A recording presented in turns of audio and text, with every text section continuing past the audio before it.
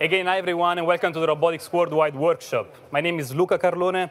I'm a faculty in Aeroastro, and today I'm going to host this event together with Amanda Prorok, who is professor at the University of Cambridge. Well, the other Cambridge, I guess.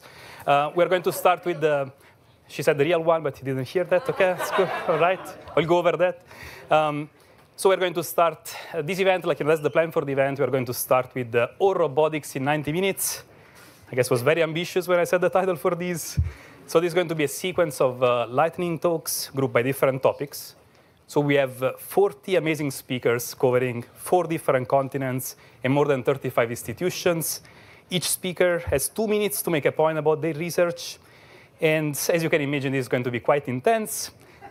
But at the same time, you will have plenty of time to interact with the speakers. There is a long poster session afterwards, so you will have time for questions, interactions, and so on. And the poster session is going to start at 5 p.m. After the lightning talks, which is going to be 1 hour and a half, give or take, we are going to move to the panel discussion. Amanda is going to moderate that, and we have also 5 amazing panelists. Before passing it to the speakers, I just want to thank the sponsors supporting this event. We have Amazon Robotics, we have Symbotic, and we have Skydio. And also our admins in Leeds, Olga and Shail, have done amazing work just to support this and to make it happen. So without further ado, we're going to start with the lightning talks.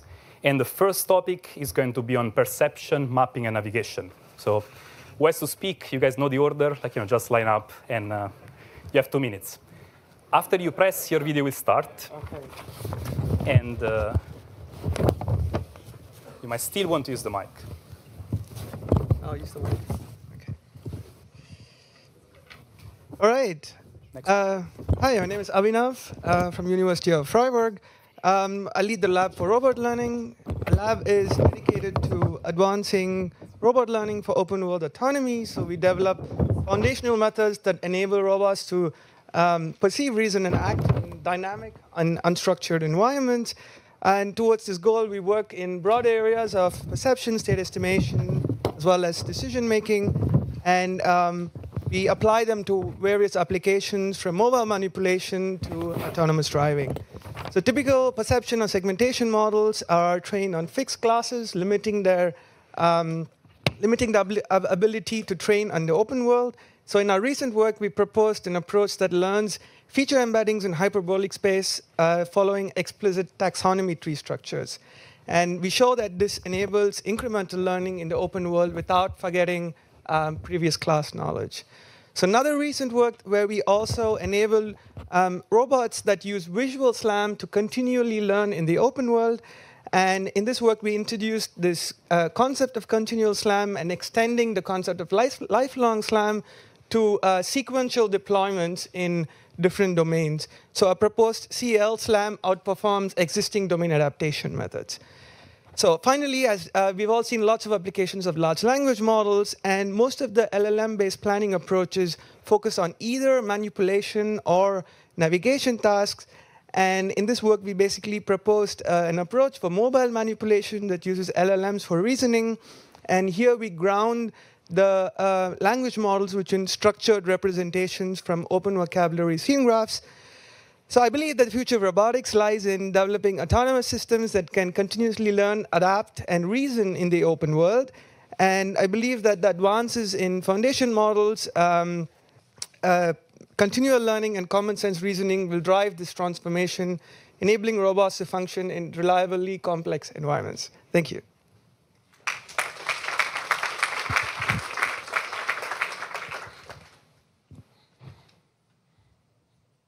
Hello.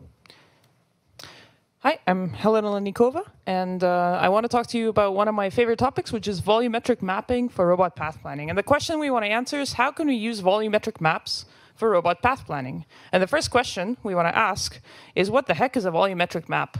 So you're hopefully all familiar with a lot of 3D representations. The most common is point cloud. These come directly out of your sensors. A common other representation is meshes. Here you have connectivity information on the surface. Another common representation is occupancy. You know where stuff is and where stuff isn't. And I will argue in this very short talk that distance fields are really useful. And so what is a distance field? Well, they look kind of like this for a chair. So in 1 second, you'll see some, yes, a cube of distances. So it's basically a dense volume where you have short distances to the surface in a dark color and large distances to the surface in a bright color. And so why is this useful? So the biggest property of this is that collision checks require only a single lookup. So if you look up any point on this distance field, you get the radius of the largest collision-free circle or sphere in 3D just with a single lookup. So this means you can collision checks complex shapes really easily. You can do lots of collision checks in parallel, and you pre-compute where all of your free space is. And you can approximate more complex robots as a set of overlapping spheres. Another really cool quality of this is that by just doing basically differentiation in this field, you get the gradients for free. So if you have an optimization-based method, it works super well for telling you where free space is and isn't. And if you come to my poster, I will show you heaps of videos of how this can be used for robotic path planning, both for drones, for ground robots, and for mobile manipulators, and also show you how to compute these on GPU really fast. Thank you.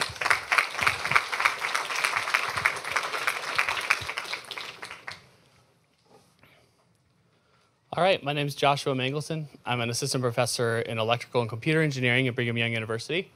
Before going to BYU, I did my PhD at University of Michigan and then a postdoc at Carnegie Mellon.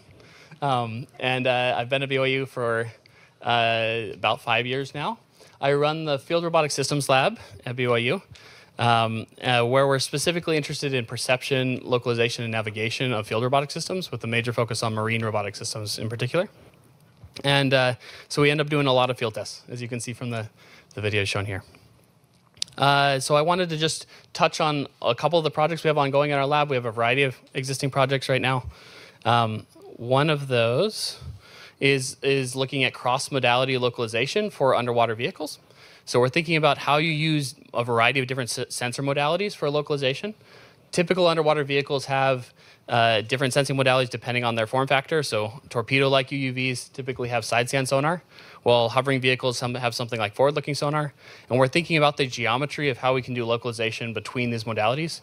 And we're thinking about the projection functions similar to epipolar geometry for stereo combinations of these different modality types. And then we're thinking about how do we do feature matching between those. To support that work, we've also developed a simulator called Hollow Ocean that enables us to simulate underwater vehicles, all the common sensors, both navigational and perception sensors that are used for those vehicles.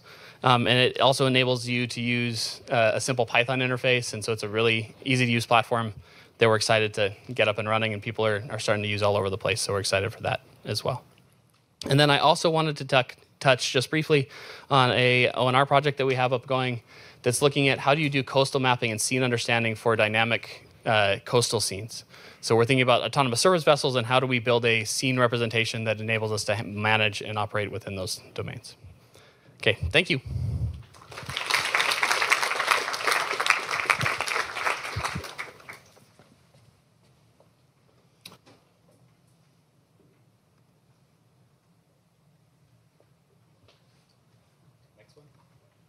Okay, my name is Maurice Fallon. I'm a professor in the University of Oxford. Spent about 6 years here as a research scientist and postdoc. I was working on the DARPA Robotics Challenge, which our team was mostly based in a disused warehouse about 100 meters in that direction. And I also worked in Stata Center with John Leonard in marine robotics in SLAM. Moving to Oxford, I set up my research group focusing on multi-sensor fusion. So that's a payload device that we developed with cameras and lasers. And here's an interesting project on assistive technology for people who have no use of their lower limbs, building up a scene reconstruction of an environment entirely on the basis of vision with no sensor integration with the robot itself. And on the right-hand side, you can see work for multi-sensor calibration. So here you can see a differentiable mapping system or calibration system for fusing together vision and LiDAR directly on the calibration pattern. Two pieces of work that are coming out. One is a large-scale data set that we've developed by recording data sets in lots of the lovely college buildings in Oxford. Here you can see Christchurch College being reconstructed by a SLAM system, and we've mapped a variety of different college environments with ground-truth tripod-based scans that allow you to test SLAM systems and neural radiance fields, Gaussian splatting with high accuracy. Here you can see the colorization quality from the calibration I mentioned. And in the center you can see a visualization of a reconstruction of a large part of central Oxford. And on the top, you can see another college reconstruction. This is a neural radiance field. Here, the method has classified and segmented the sky, and it has segmented submaps according to co-visibility. We're also interested in open vocabulary systems. Like Abhinav's mentioned previously, we have a collaboration with his group and also with Liam Paul's group on a system called OpenLex 3D, which is a benchmark for evaluating open vocabulary systems that you might be interested in. And that's my time. Thank you very much.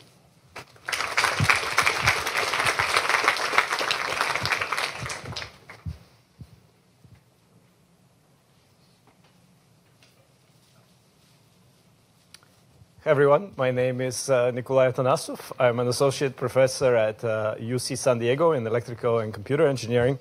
And my lab is called the Existential Robotics Lab, or ERL for short. We work on simultaneous localization and mapping with the main objective of bringing more information, such as semantics and dynamics. We look at multi-robot systems as well as active perception, where the goal is to design trajectories for the robots to minimize or uncertainty or explore an environment.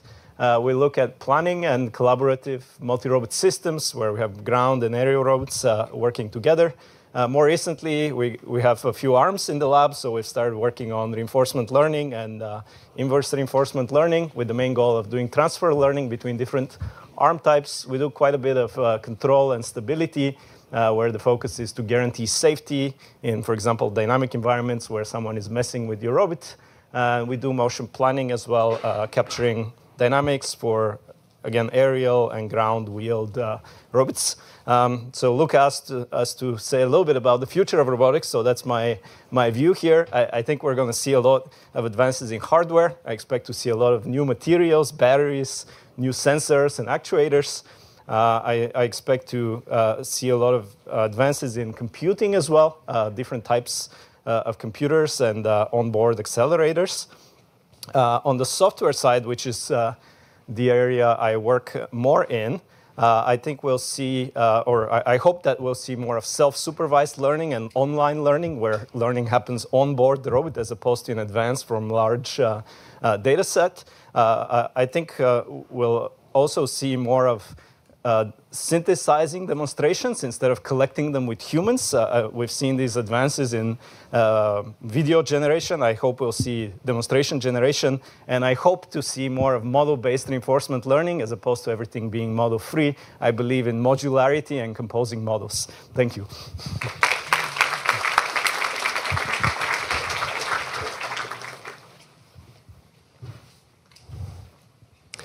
Hello, everyone. I'm Toby Fisher. I'm an assistant professor at the QUT Centre for Robotics in Brisbane, Australia. And today I'm going to pitch to you 3 different topics, if that's going to work. And it was a beautiful segue just previously. So my main area of research is around novel sensing and processing devices. So in particular, I look at event cameras and spiking neural networks as means of providing low latency and energy efficient algorithms to size, weight, and power constrained robotic platforms, just like the hexapod that you can see there in the middle. And we recently have some really cool work where we deploy a fully neuromorphic system on one of those robotic devices and deploy it out in the wild for robot localization and visual place recognition, which I guess is my main area of research. My other area of research that I just recently got into is around underwater perception and reef restoration. I want to call out my collaborators here, Scarlett Rain and Beverly Gorey. And what I'm particularly proud of there is a real-world field deployment with the Australian Institute for Marine Science, where we deploy little coral devices that have literally, new coral, and we find a suitable substrate for those devices to be planted up on in the Great Barrier Reef to help a little bit with climate change. And we can also look at change detection of the coral over time in subsequent times. Now here, in the last couple of seconds, my big hobby project, which is RoboStack. So if you ever want to get Ross to work on whatever laptop you currently have in your hand, or even on your mobile phone, which I'm going to present at ICRA, go for it. So the last pitch around the future of robotics, or the future of the tiny part of robotics that I do, is that neuromorphic computing brings intelligent robots where GPUs can't go, from underwater reef restoration to remote infrastructure monitoring. Thanks very much.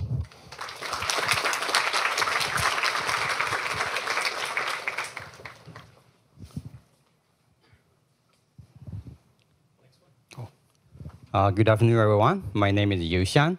I'm an assistant professor from the University of Texas at Dallas, where I lead the Intelligent Robotics and Vision Lab. So we focus on three research topics in the lab: perception, navigation, and manipulation. For perception, we're looking at novel or few-shot object detection and segmentation, as well as hand-object interaction. By solving these problems, robots will be able to understand objects and how humans manipulate objects. In navigation, we're looking at autonomous robot exploration and semantic mapping. The goal of the robots is to explore unknown environments and build a semantic map. So this can be useful for downstream tasks, such as mobile manipulation. For manipulation, we're looking at grasp planning and motion planning. For example, a new trajectory optimization for grasping.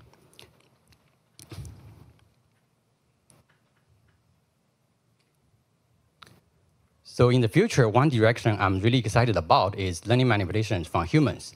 So humans can demonstrate many tasks to teach robots. The goal of the robots is to learn these skills from human demonstrations. Here, I show you an initial results where our robots pushed the chair according to the human demonstration video.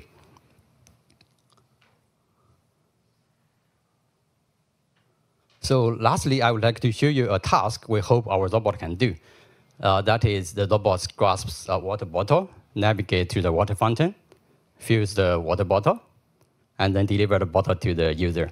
So these tasks requires perception, navigation, and manipulation. Right now, we're doing this with teleoperation. We hope to automate this process by learning from human demonstration videos. So lastly, I would like to thank all my students and our sponsors. I'm happy to talk to you during my poster session. Thank you.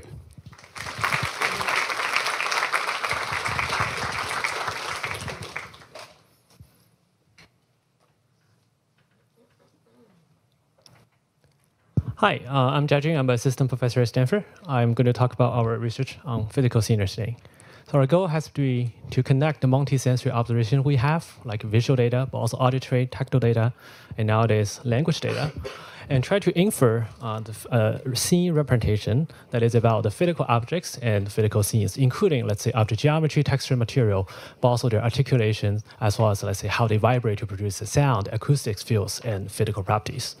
Once you derive that physical object and scene representations, you can use that to support a number of applications, including some of those in so to connect that representations, of course, you want to use all these techniques, what we call inverse rendering, as well as like rendering, how you can close the loop, right? Do inverse and forward rendering. These days, a lot of them are using neural networks or using differentiable rendering simulation techniques. And then we can use them for graphics and vision applications like controllable generation, like seeing objects from different viewpoints at different time step of their lifespan, different lightings, and for robotic manipulation, as well as in longer term for reasoning and planning. So in my next minute, let me just highlight one project where we work on that is focusing on how much these large language models these days have understand physical object representations and can be useful for planning. So this is a work we call embodied agent interface that we presented at last year's NeurIPS dataset track as an oral paper, where we try to use a single line that you can use our package to evaluate how LLMs are doing in embodied AI environments in 4 different aspects. So just using a single line of code, we have a pretty standardized goal specifications, interfaces, as well as metrics to evaluate how LLMs has been doing in goal decomposition, action sequencing, and transition modeling. And we benchmark a number of existing LLMs and see how they perform in long horizon planning in these different embodied environments. And you can see they have different strengths and weakness. We also try to do categorize the errors and see where these LLMs are making errors when they're doing planning in these embodied AI environments. Thank you.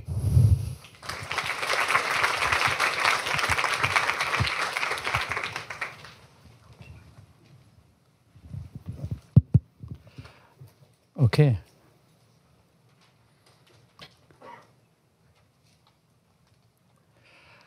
Hi, I'm Igor, and I'm with the Toronto Intelligent Systems Lab.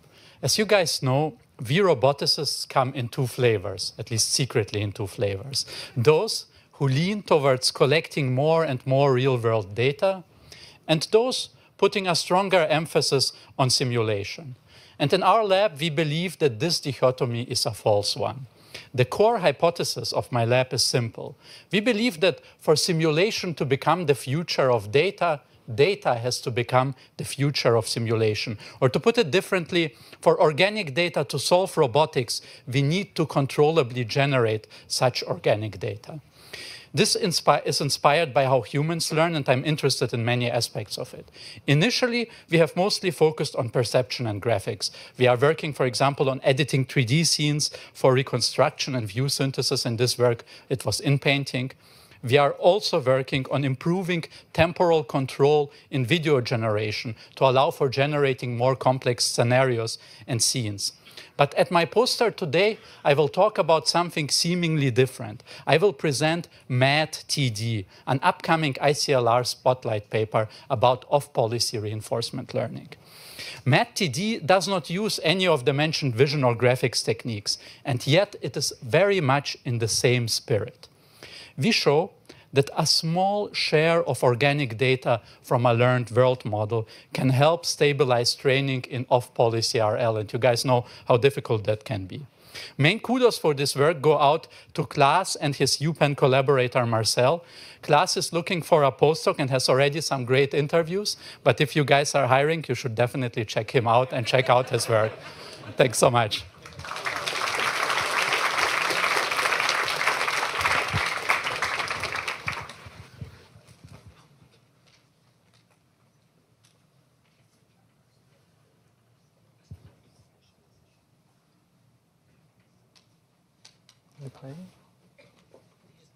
Okay. Hi, everyone. I'm Hang Zhao from Tsinghua University. I got my PhD here at here, so it's great to be back. Is it playing? Yep. Okay. Yeah, my lab is called Mars Lab. We research on multimodal learning, autonomous driving, and robotics. And we not only stay in the academia, we also build and deploy. We had a startup called Galaxy, and we built humanoid robots and mobile manipulation platforms.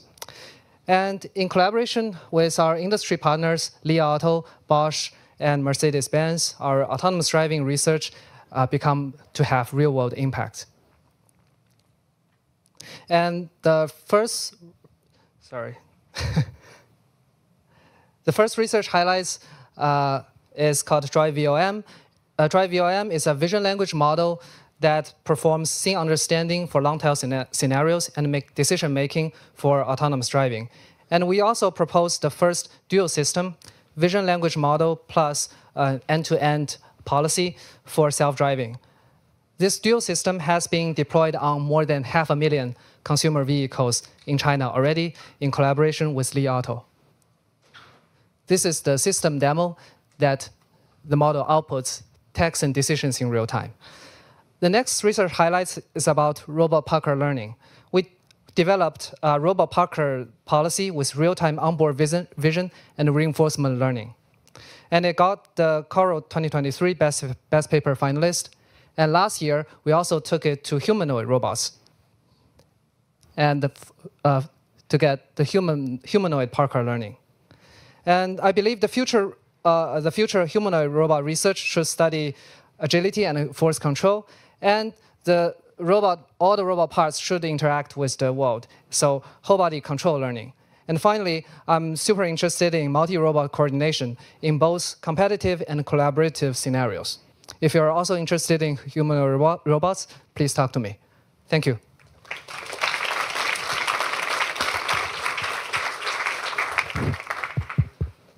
All right, folks, next we're going to transition to the collaborative and interactive robotics session.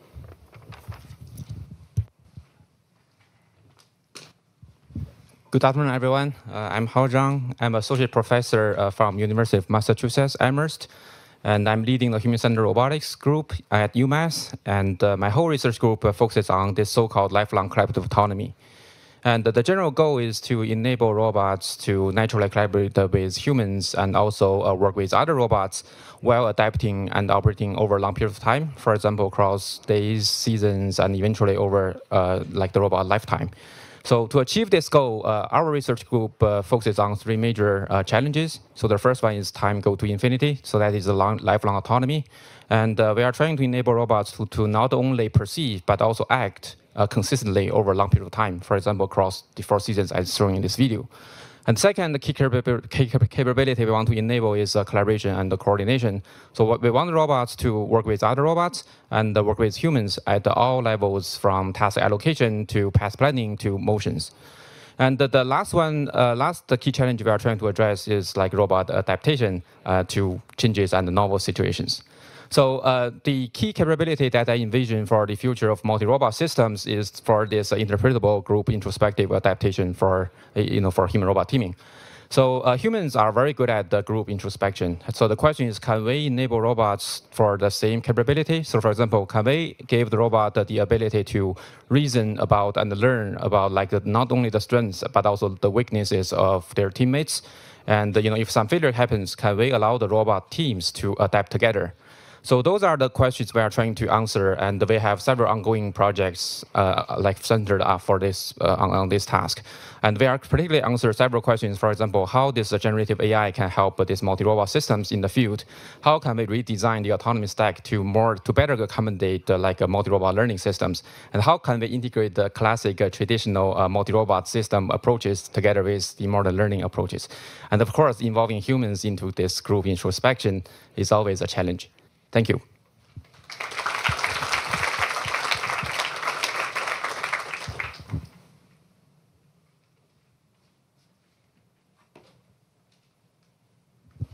Hi, I'm Nari Karapetian. I'm an assistant scientist and MIT Joint Program faculty at Woods Hole Oceanographic Institution.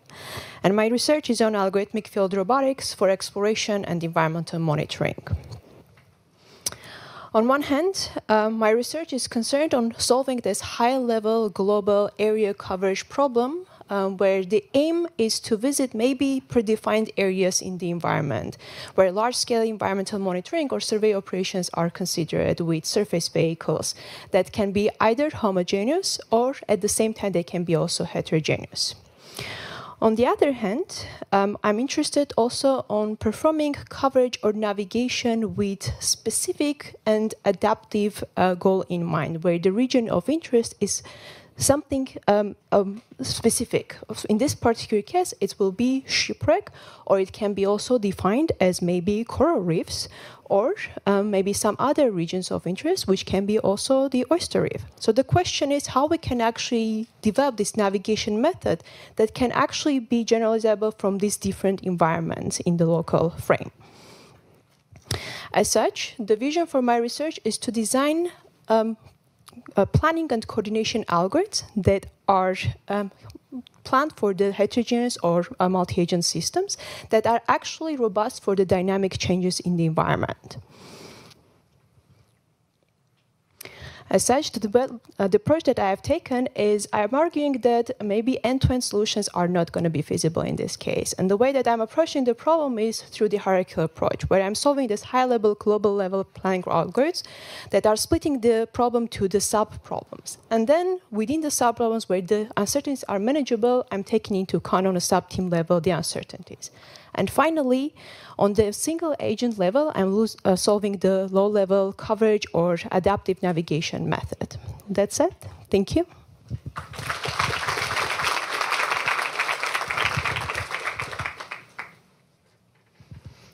Hi, everyone. I'm Negar Mehr. I'm an assistant professor in the mechanical engineering department at Berkeley, and I run the Intelligent Control Lab, ICON Lab. So what excites me is that we are living at a time where robotic systems have made tremendous progress across different domains.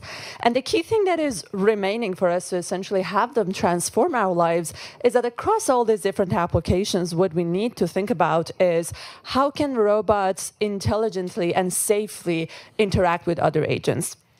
either having robots interact with humans around them, or like it was discussed, having multiple humanoids coordinate and collaborate with one another. And that's what I think is actually the future that we need to think about. And I actually wanted to reverse the order, start from what I think is important for the future.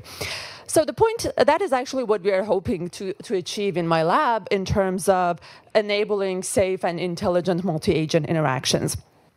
And the argument is that we've made a lot of progress on controlling one robot using control theory, machine learning, to the point that now we can have like humanoids. My students, when they could train a humanoid and learn how to walk, I was like, okay, it's time to move on to the multi-agent systems. Now it's really a question of how can we have them interact with either other robots or humans in the environment. And in my lab, we've been working across different problems related to multi-agent systems. For a long time, we were working on planning and control using game theoretic ideas. How can robots interpret humans? How can robots influence humans in a tractable manner in real time? Recently, we've been looking at how foundation models, language models could essentially enable us to learn coordination behaviors way better than what we have been doing in multi-agent RL. We show that we can outperform the state of the art by orders of magnitude by essentially leveraging their capabilities.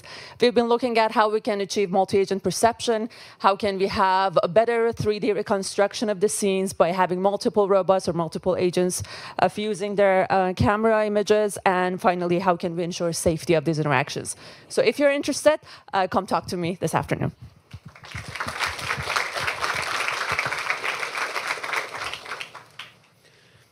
Okay, so good afternoon, everyone. I'm Javier Alonso Mora from TU Delft. Together with my team, we are working towards having robots that can collaborate in environments shared with other robots and humans, towards that vision that you see there of the smart factories and cities of the future. I guess is it playing? Or? It was very long in the introduction, okay. Anyway, so we developed many different tools. So one of our recent works is on combining semantic information with geometric information with particle-based maps in dynamic environments. That's the one you see there. However, most of our work is in motion planning. So we develop methods for real-time motion planning that account for uncertainty, global reasoning, as well as the interaction with other agents. That's an example from the self-driving car that we work at TU Delft.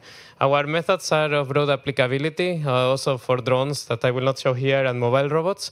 There you see an example from a sampling-based MPC or MPPI, making it robust to disturbances, like in that case, the box that pop up in the middle of the trajectory, and it could handle it. Now, yes, so now the robot will not only have to interact with other agents, but also with the environment itself. That's why we got interested lately in mobile manipulation. This is a video from a demonstration from RSS last year, where we combined together with my colleagues high-level task planning, reactive together with whole-body motion control of the arm and the base.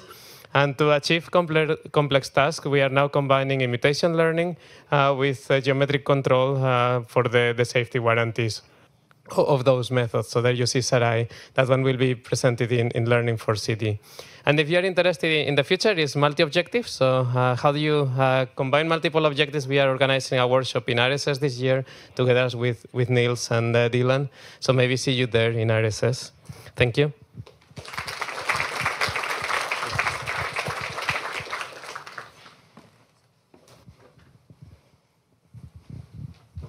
Oh, sorry. Hi, I'm Ruar Fulikov, and I'm leading the Intuitive Robots Lab at the KIT. And our goal is to make human-robot interaction more intuitive. And that includes developing new learning methods, but also methods that try to explain the behavior of the robot. And we tackle several barriers that basically hinder intuitive human-robot interaction. So one of them would be, for instance, the need for multimodal unstructured demonstrations, or the need to learn from them. And we tackle this challenge through like our goal condition score-based models that are able to learn behavior with only 5 to 10 denoising steps. And also our multimodal transformer diffusion, or diffusion transformers, that are able to learn with only 2% language annotations. Another challenge we tackle is the actual extensive human labeling effort that we have in current methods. We do this by introducing zero-shot language annotation methods that allow us to label data with multi-granular labels, but also through physical or realistic physical simulations that give us pixel-level annotations. Yet another challenge would be the computational cost of current generative models.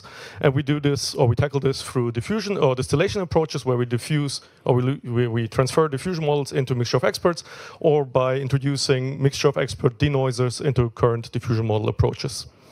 And then the final challenge today would be the task and sensor reliance of learned models.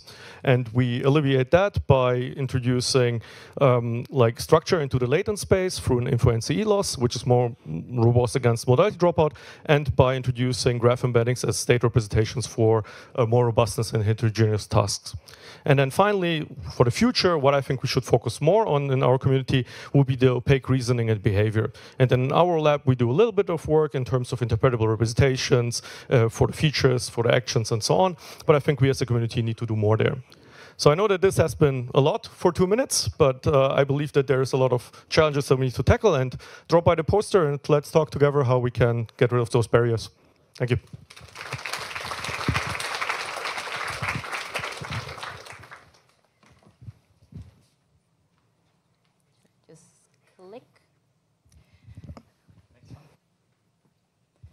Hello, everyone. I'm Nadia. I lead the Figueroa Human-Centered Robotics Lab at Penn, and we focus on generating fluid human-robot interaction, allowing robots to physically assist humans in daily activities, and most importantly, we want robots to always be able to adapt, to swiftly adapt to changes in the environment and the task and the human preferences.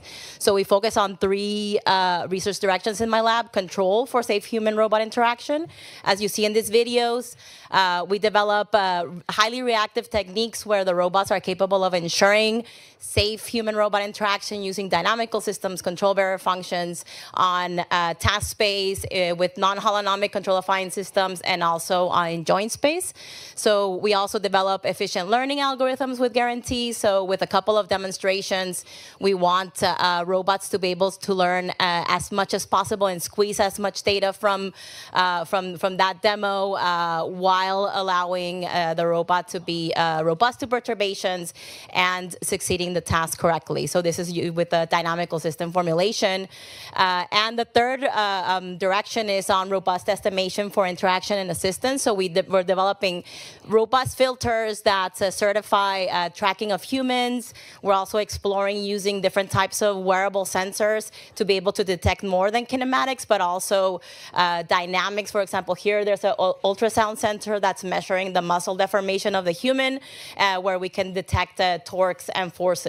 And the last thing that I want to show is this new work from my lab, elastic motion policy, where with a single demonstration, you're capable of, the robot is capable of reacting and adapting in real time to changes on in the task, in the object configuration. So in my poster, I'm going to talk a little bit more about this. If you're interested, come by.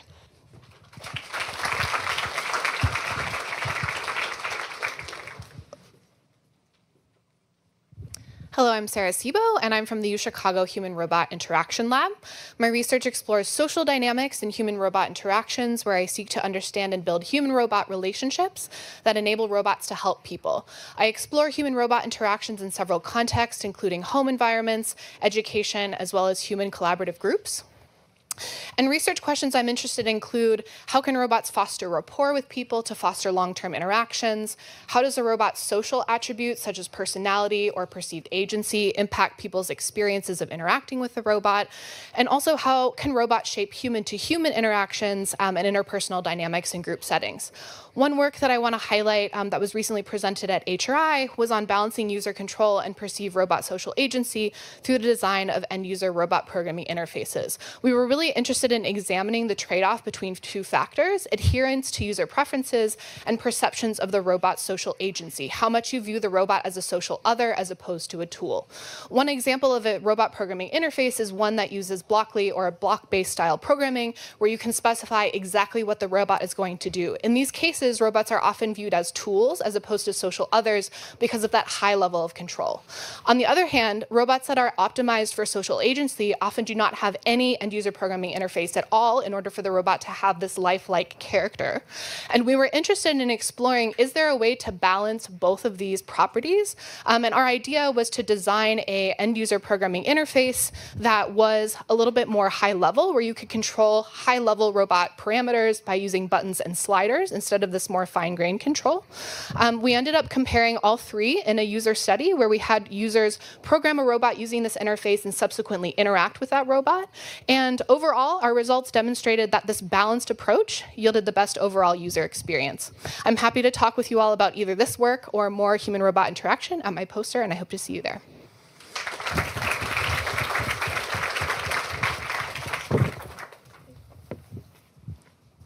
We're going to transition to the grasping, manipulation, and dexterity session.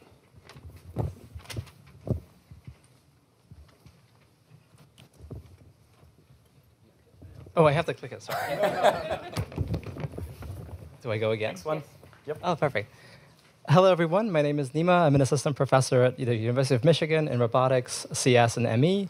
And my research focus is on robotic dexterity.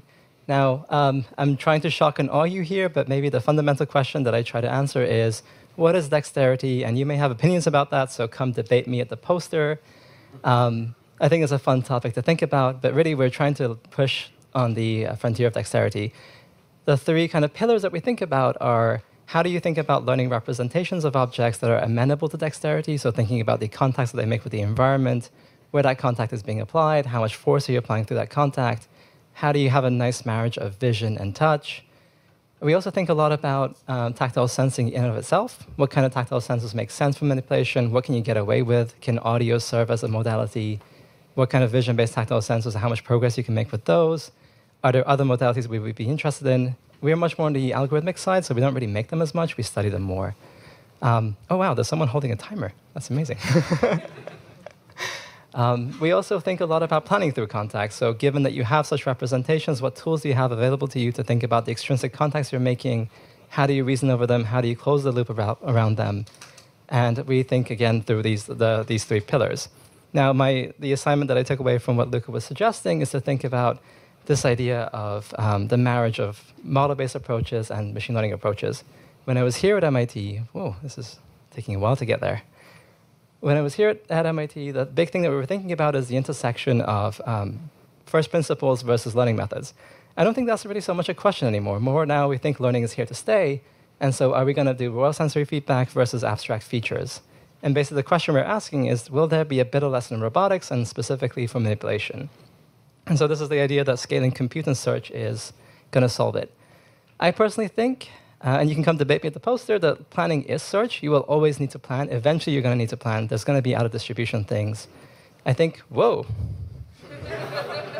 Anyway, I'll just finish that thought where I think that raw pixels are pretty poor representation for dexterous manipulation, and really geometry, force, and contact are our language. Thank you. Good job. Hi, I'm Hong Yang from Hong Kong University.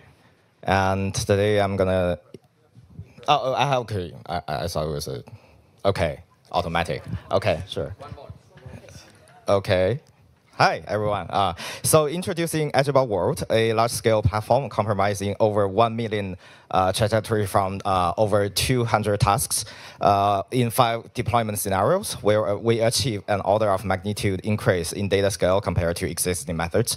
So this data set is one of its kind. It's you can see in the bottom right. So we have like 100 real robots deployed in a 100 square feet. We call a data collection factory, where we kind of explore how scalable robot data can address real-world challenges for generalized robotic manipulation. So basically, it's all the whole procedure is accelerated by a standard collection pipeline with human in the loop verification. So to guarantee the data quality is of a high and diverse data distribution. So specifically, it is extendable from grippers and to the Dexter hands and visual tactile sensors for fine-grained scale acquisition. And building on top of data, we introduce a Gini operator. So this is the experimental results that we have. It's a novel generates a policy that leverages latent action representations to maximize the data utilization and also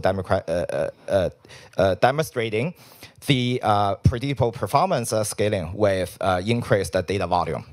And also, policy per joint on our dataset achieved an average performance improvement of over 20% over the joint that is compared to the, for example, OpenX embodiment, both in domain and out of domain distribution scenarios. So we call this model is G1, and it's exhibits desirable capability in real-world scenarios. So if you are interested in our work, please go to our poster. Thank you.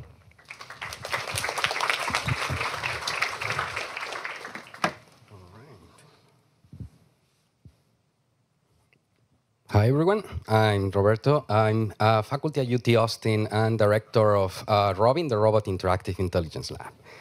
The goal in my lab is to study and create physically interactive intelligence, which is algorithms that allow robots to learn and use physical interactions to perform manipulation tasks. And in my career and in my lab, that is what we have been doing, integrating imitation learning and reinforcement learning with control, planning, and mechanics to perform tasks physically in the world. And this video shows past research in my lab where we are exploiting physical interactions to explore and search or to perceive the world and manipulate in novel ways. But lately, I have been interested in a specific question, surprise. Are foundation models the only thing that we need to develop physical interactive intelligence? I argue we need some more things. Foundation models are very good at crystallized intelligence, which is more about repetition. But already in NLP, there have been some works that say that it's not that good for other types of intelligence. For example, fluid intelligence, that will come in a second, or maybe not. Interesting. There we are. Fluid intelligence, hello. So it's the capability to reason about what is happening in the world, to extract, abstract, and deduct, and learn new things, and for sure not embodied intelligence. LLMs, foundation models are purely computational, so how to outsource computation to the embodiment is something that they don't reason about. And that is what we have been thinking about lately in my lab. So we have been looking at how to analyze errors and learn from them to not perform them again, how to learn very quickly from just one video demonstration, and how to develop new ways of embodied intelligence, cheap embodied intelligence that enables and facilitates learning for physical interactive intelligence. If you are interested in these things, come to my poster and let's talk about it. Thank you.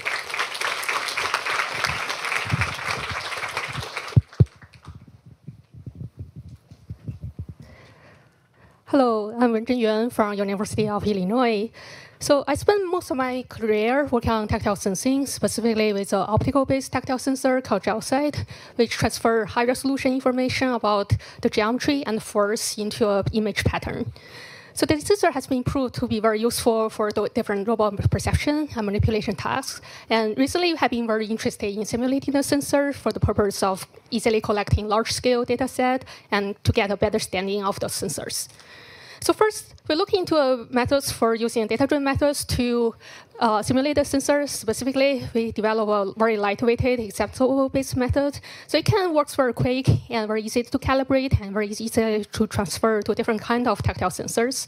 So it has been proved to be very useful for collecting large-scale data set and use a zero-shot transfer manners to transfer to a real robot system. So here we demonstrate the use of the pipeline for grasping tasks, where we want to use a tactile feedback to know whether the grasp is successful or not. So we secondly look into the methods of using physical-based methods to simulate the sensor. So here, we try to open a real sensors and get all the components, and then we build the optical models of all the components here, and reassemble those models in simulation environment, and render the interaction between those components and how they form an image from the camera's perspective. So this method is slow, but we like it since it provides insights in physics and can generate readings from even non-existent sensors. So for example, we actually use a method to collect a very large data set with 100 different sensor variants with randomized design factors.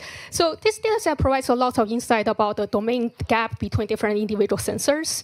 And we use it to collect to train a sensor invariant representation of tactile data. And it shows that this help us to easily transfer data learned from one sensor to a new sensor, even that sensor is not known before. Thank you.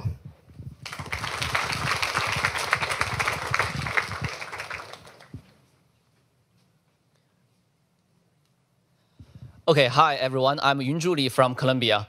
My lab works on robot learning with a goal to help the robot better perceive and interact with the environments.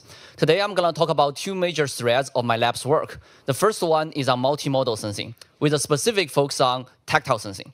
So touch plays a hugely important role in our daily life. A few years ago at MIT, we developed this tactile glove with the dense tactile sensing on the palm area. It's in nature, and the thickness of the dots representing where you have contact and how much force. And the glove is collected by the MIT Museum. If you get a chance, please go and see the glove. And as I started my lab, we extend these sensors to making sure it is higher resolutions and also with higher frame rates. And we integrate these sensors with robots. And together with some imitation learning framework, we allow the robot to do a wide range of dexterous manipulation tasks involving visual occlusion, fragile objects, in-hand manipulation, and bimanual coordination. Besides multimodal sensing, another major line of my lab's work is to try to using learning-based methods to model the dynamics of the environments. Over the past few years, our lab has been doubling down on using particles as a representation and graph-based neural dynamics model to model the interaction between fluids, rigid objects, clothes, ropes, including this Best System Papers Awards. They're trying to model dynamics of dough and trying to make a dumpling out of a dough using 15 different tools. Recently, we built these digital twins. Just from a few seconds of the observation shown on the left, we can reconstruct the states and action shown in the middle and replay the action open loop on our digital twin to render the video and have some very nice overlay with the real environments. And we're also trying to see how it can integrate it with robots. With some kind of teleoperation device, we can collect the action, replay the action open loop on our digital twins. And we can show real-time rendering on the right that has some very nice overlay with the ground truth. And essentially, we want to do this end-to-end investigation from sensing, perception, dynamics, and planning to help the robots better interact with the environments.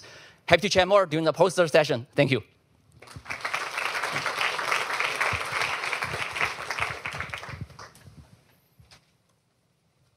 Hello, my name is Justin Yim, and I'm an assistant professor at the University of Illinois Urbana-Champaign, where I run the Novel Mobile Robots Lab, or NIMBLE.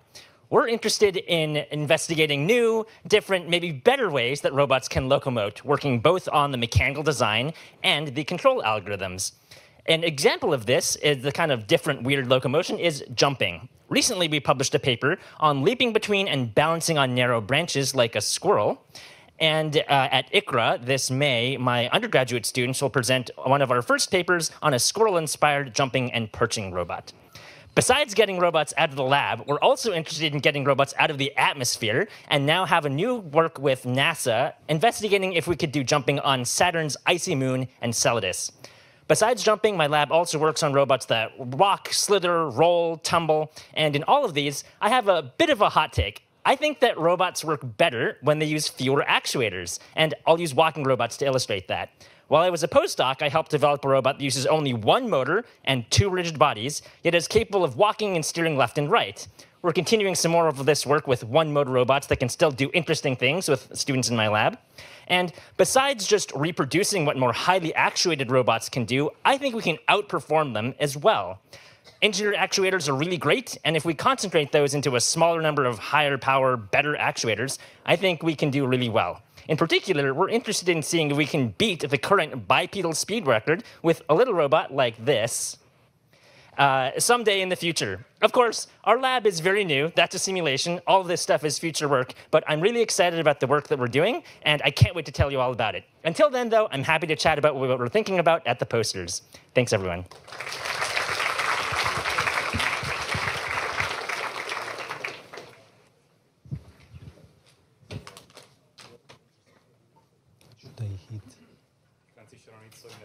Okay, so fast. Yeah. Should I do still moving? Or there you go. All right. Good afternoon, everyone. I'm Farshid Alambegi. I'm an assistant professor at UT Austin and a core faculty member at Texas Robotics.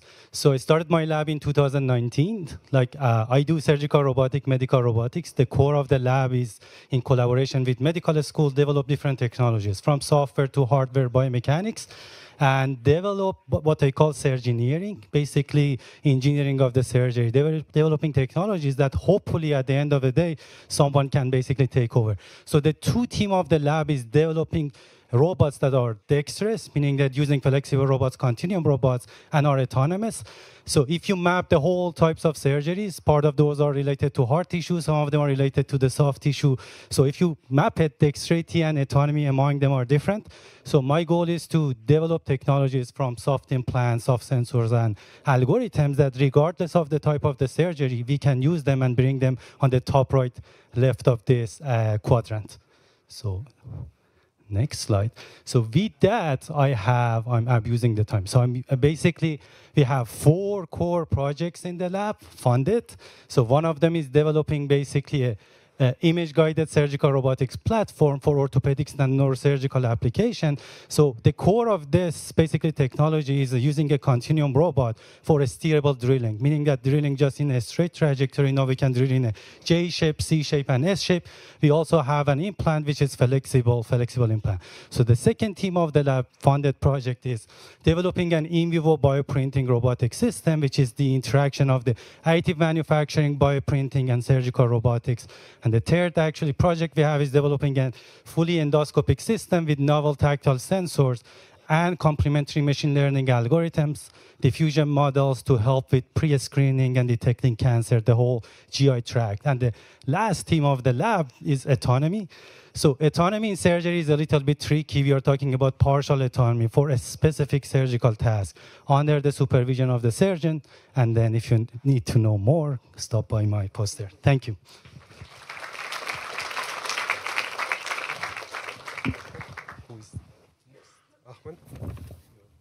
My next session is going to be called Planning, Grounding, and Language. In hindsight, should be probably the other way around. Should be language, grounding, and planning, but that's fine.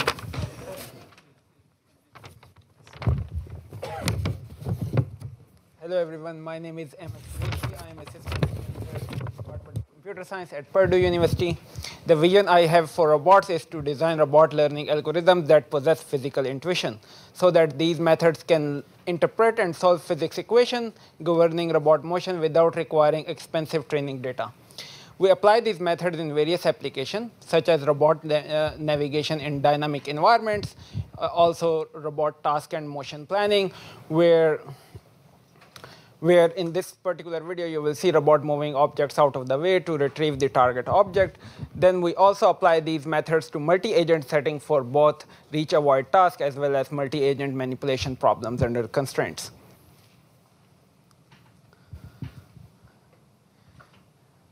Some of the results that we are really excited about is, like, first we apply this method to solve robot manipulation problem. In this particular example, you see robot opening the door, and then it will move this cup filled with liquid from one point to another under orientation constraint in these confined environments.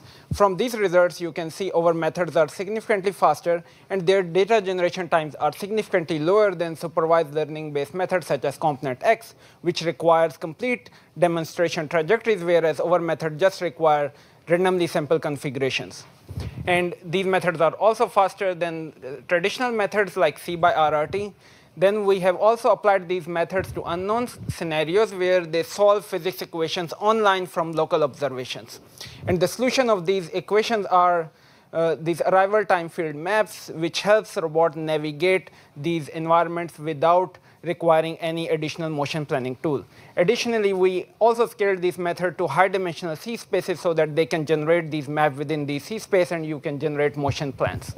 So if you are interested in knowing more about my work, please visit me at my poster. Thank you.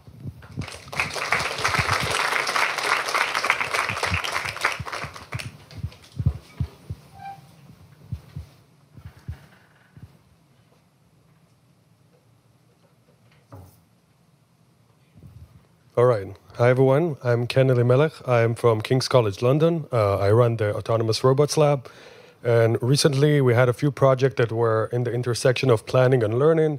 And we're looking at how we can leverage learning for planning and planning for learning in order to build these long-lived autonomous robots. And today, I'll highlight one of these projects. So when talking about autonomous robots, we probably want to achieve something that looks like what we see in the pictures.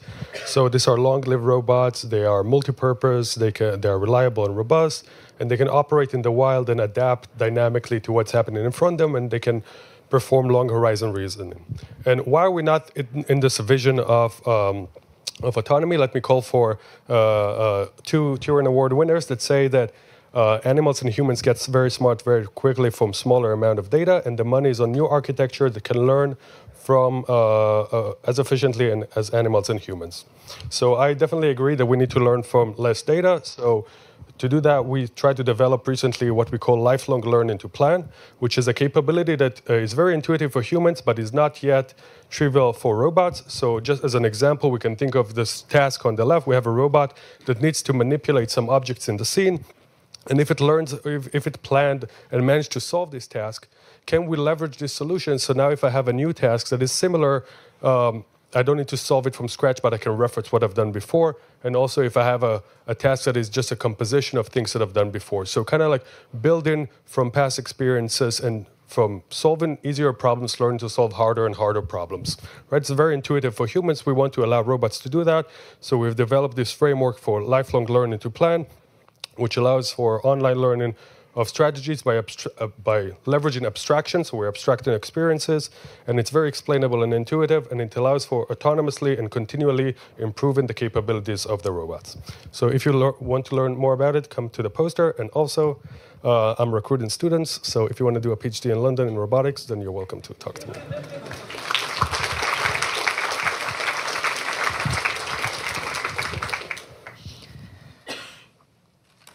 All right, I'm Rahul Shom from the Australian National University, and I'm reaching you here after two flight segments, but two super long flight trajectories. So we need robots that can reason about both the logic and geometry of the world, and hopefully do so in a manner where we expect them to deal with incomplete, uncertain, and the unknown. So task and motion planning is where this logical geometric reasoning typically comes up, but we want to relax some of the assumptions about the amount of understanding and modeling we give it. So what happens when there are gaps in the domain, where the robot does not see everything in the world or cannot model the grounding for all parts of the problem? So in this work, we kind of pushed those boundaries in bleeding in elements of the execution through closed-loop policies online into the task and motion planning constraint-based reasoning to achieve a lot of performance in these incomplete domains. Now, what about uncertainty, right? So when we don't have these certain models, it turns out sometimes being very rigorous about the appropriate model can help. So even in a problem as simple as probability of collision, it turns out for high degree of freedom robots, it's not a trivial problem to understand that from the workspace to the configuration space. So being rigorous in these models actually helps in improving safety and performance of the robots that we would like to design. So to address the generative AI elephant in the room, yes, I think these tools also have a lot of promise in kind of bridging gaps in the unknown, but we need to be careful about using these in recovering the kind of information we would like. For example, spatio-semantic queries, like the probability of certain semantic features being in a space that these generative models are filling in. So I would love to chat about what your thoughts are about the role of long horizon planning in the future of robotics, and I would like to thank my collaborators and sponsors. Feel free to catch up on the poster. All right.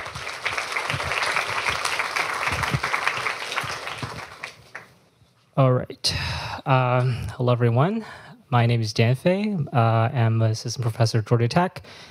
And I lead the Robot Learning and Reasoning Lab, or RO2. As the name implies, our lab has two sides. One is learning and one is reasoning. So For learning, we're interested in developing algorithms that can learn from diverse and scalable data sources. And for reasoning, we're interested in composing these learned models to achieve composition generalization. So we're told to make one point or talk, but I'm going to make this two, one for each direction.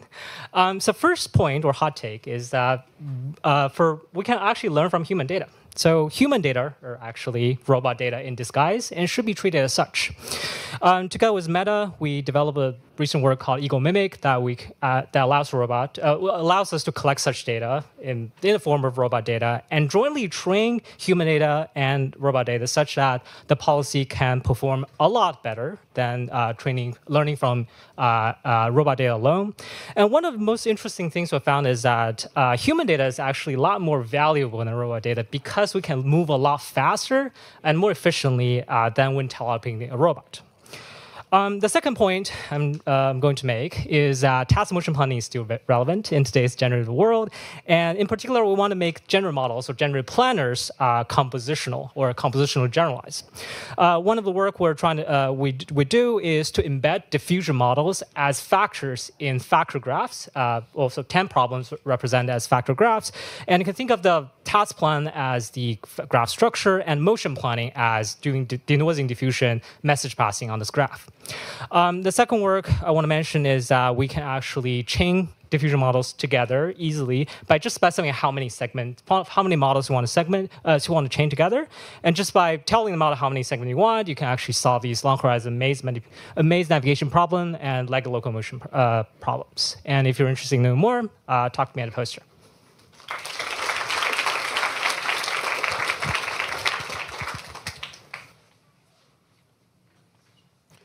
Hi, I'm Jesse. I run the Grounding Language in Actions, Multimodal Observations, and Robots, or GLAMOR Lab, at the University of Southern California. I'm going to talk real briefly about three of our areas.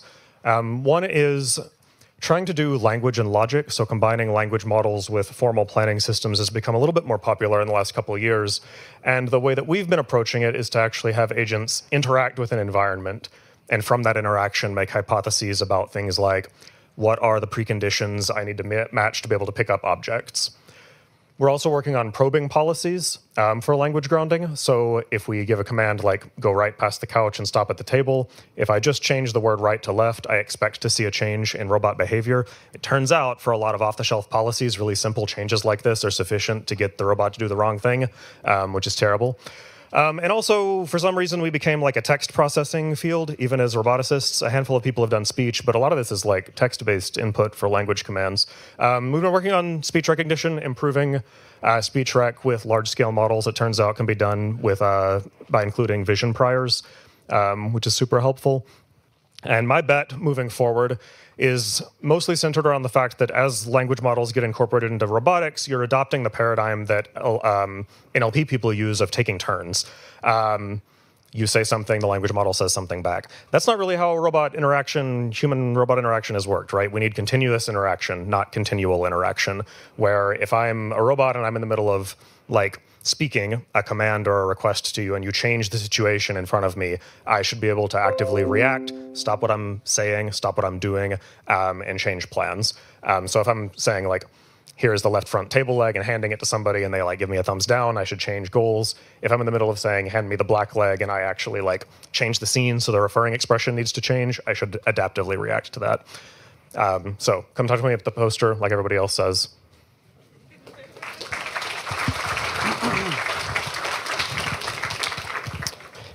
Hello, I'm Jonathan, and I feel like we've seen too many robot videos, so I'm not going to do that. And we've talked a lot about papers, and I'll do that at the poster session. So instead, my lab is called CLAW, for connecting language and action to the world, or talking to robots. And basically, the idea is to try to actually understand language and what language means. So you're familiar with it. You've heard it, you've read it, you've mimed it, you've gestured it, you've interacted with it in some form, except that you've maybe not thought about it as a technical domain to reason about. This is an old group photo of the people who are actually the ones doing the thinking. And so what I want to just sort of put in your brain is sort of this question as to what language actually is and what its relationship is to, for example, robotics, but more generally, where does meaning come from? That's like actually what I care about. And I think that the way that we get there is that we have a robot or we have some system that interacts in the world. And in that process, it acquires meaning. It like actually sees things, it does things. And then we try to shove this into this machine learning model, except that as Jesse was just hinting at, maybe an autoregressive language model isn't the best way to do that. And so there's limits to the notions of generalization there. And so we want to figure out what it is that's unique about embodiment that helps us so that we can actually get to a place where we do language as a more fully rich thing. What we're doing with VLAs is we're basically trying to shove all of robotics into language. And I think this is a somewhat upside down perspective. And as Jesse just indicated, I also don't think that language is words, as I'm saying. It's actually this full interactive space. And so the question is, how do we actually build models that capture the fact that language is a shared experience and build that into meaning for our systems and eventually language conditioned robotics? Thank you.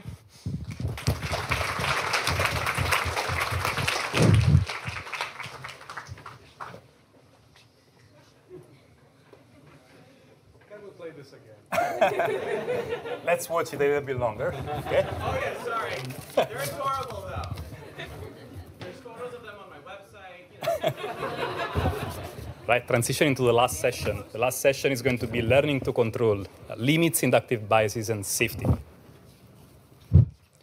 Hello, everyone. My name is Hen. So I'm an assistant professor at Harvard. Not too long ago, I did my PhD here with Luca. So normally I would talk about convex optimization, but today I want to talk about something new in our group, which is control-oriented clustering or visual latent representation, which is a paper in our group that we presented at iClear.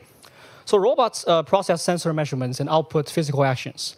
In classical model-based robotics, this process follows a structured approach, right? So there's a state estimation module extracts explicit state representation, which is then used by motion planning. In contrast, in modern data-driven robotics, it relies on a different pipeline where a perception encoder maps visual inputs into implicit learned state, and then an action decoder uses it to output control actions. So in this work, we are motivated by a fundamental question. What's happening in this implicit latent representation space? Are there any geometric structures? If there is, can we leverage them to improve policy performance? To study this question, so we focus on 3 vision-based control tasks, and we focus on, and they are learned through behavior cloning. So we focus on a perception-based control pipeline consisting of a vision encoder and action decoder. So this vision encoder can be a ResNet, can be a Dino V2, and the action decoder can take different forms like MLP, LSTM, or a diffusion model. And then we investigate, is there any geometric structure in this visual representation space, leading to 2 empirical findings. The first finding is that there's control-oriented neural collapse. So we find that visual representations they naturally cluster into different clusters, and then these clusters form a rigid geometric structure known as a simplex equiangular tight frame. In discrete control, these clusters correspond to discrete action labels, and in continuous control, they correspond to certain control-relevant goals. The second finding is that enforcing these control-oriented clustering can improve policy performance. With 200 demonstrations, baseline diffusion policy achieves a success rate of 6 out of 10. But if you enforce these kind of structures, you can achieve 9 out of 10. That's it.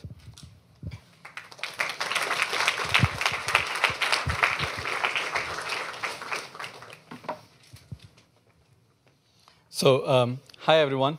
My name is Dinesh Jayaraman. I didn't get the memo that we were going to be doing this voiceover live, so please try to ignore the little talking head that will come up soon, and I'll try to sync together with the voice. So I'd like to talk about my group's work over at Penn on engineering robot learners.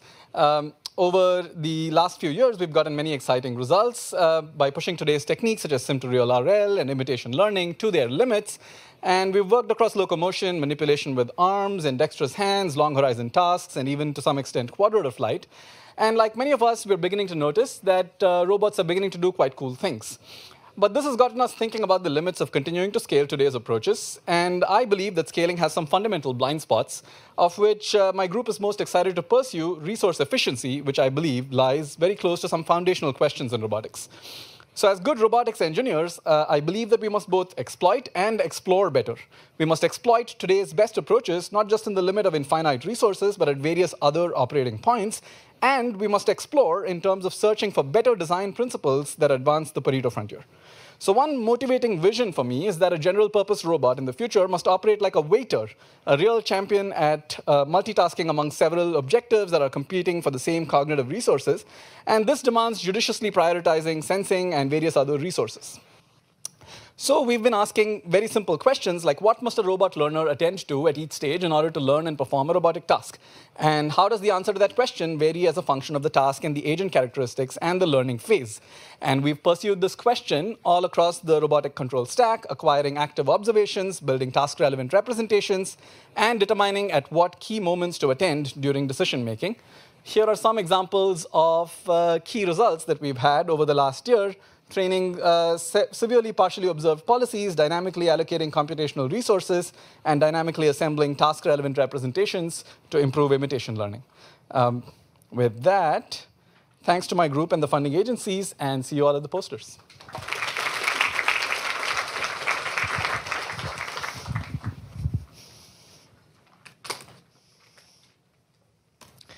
Hello, everybody.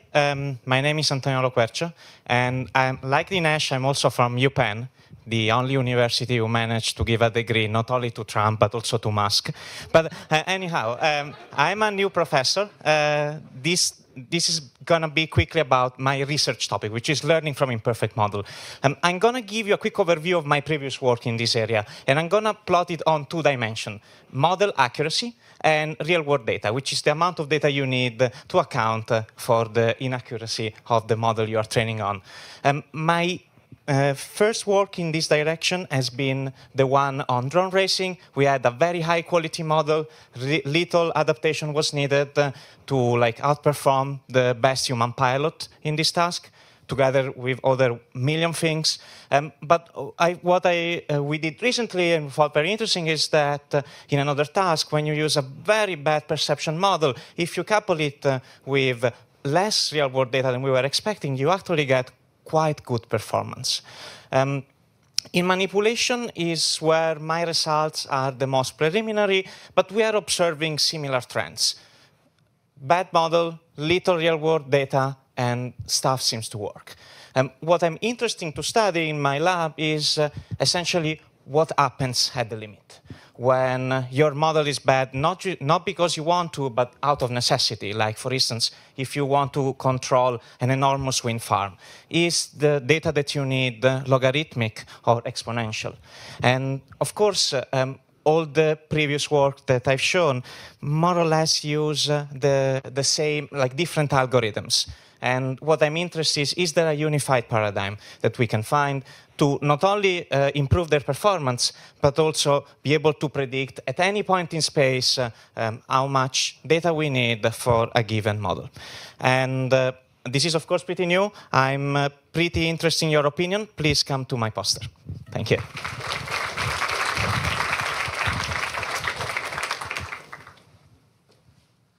Okay, hello everyone. My name is Ayunga Harit. I'm an assistant professor at the Ohio State University where I lead the cyberrobotics lab. So our lab focuses on humanoid robot and assistive device. And today I would like to really talk about our work on learning adaptive humanoid locomotion. So our goal is to develop novel learning algorithms such that the robot can adapt to real-world complex environment. So compared to most of the end-to-end learning, our research trying to use in some model information, trying to understand, incorporate the physical structure to trying to build a hierarchical reinforcement learning where we could break down this locomotion problem to different layers, like navigation or stepping or gate policy. And this structure also allows us to incorporate a reduced dimensional representation at a different layer so that we could, probably wait 2 more seconds. Yeah, we'll try to incorporate a reduced dimensional representation at the different temporal level so that we could improve the learning efficiency. So For example, like we're trying to, our work like trying to build from the bottom. So we start from a very basic gate library that will learn and join trajectory to make sure that the robot can walk stably blind. And then we, in addition to that, we add like perception so that the robot now aware of the terrain. So we can the robot can walk over different terrain, and eventually we would like to go to the navigation so that the robot can plan a long horizon and walking over different obstacles. So if you're interested in human robot, and please come talk to. Oh, I see.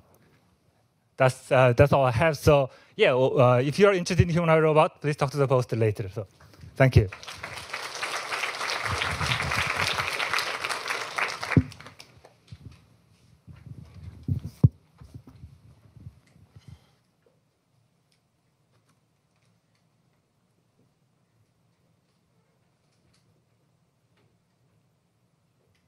All right. Hello, everyone.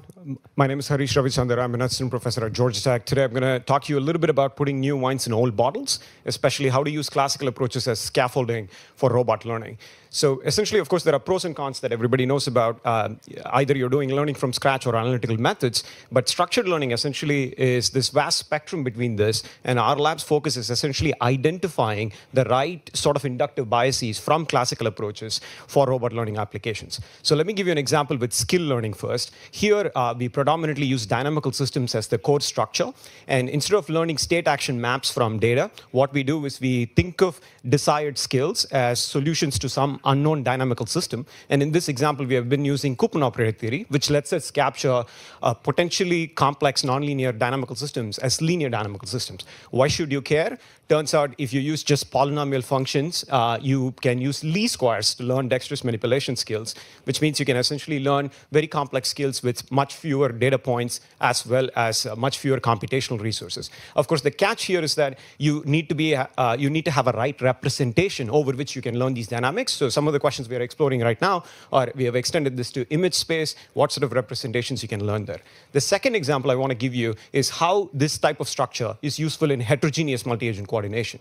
So here the structure that we exploit is that we take this classical modular approach of worrying about the 4 fundamental questions in coordination, but instead of solving these problems sequentially, we have a way of interleaving the computation of the solutions to each of these modules. And the key idea here is that there is a capability-centric but robot-agnostic model at the core of this that lets us essentially do this in an interleaved fashion. In addition, these structures are highly composable in the sense that I could take any of these modules and replace, let's say, a heuristic search algorithm with a learned algorithm or a policy.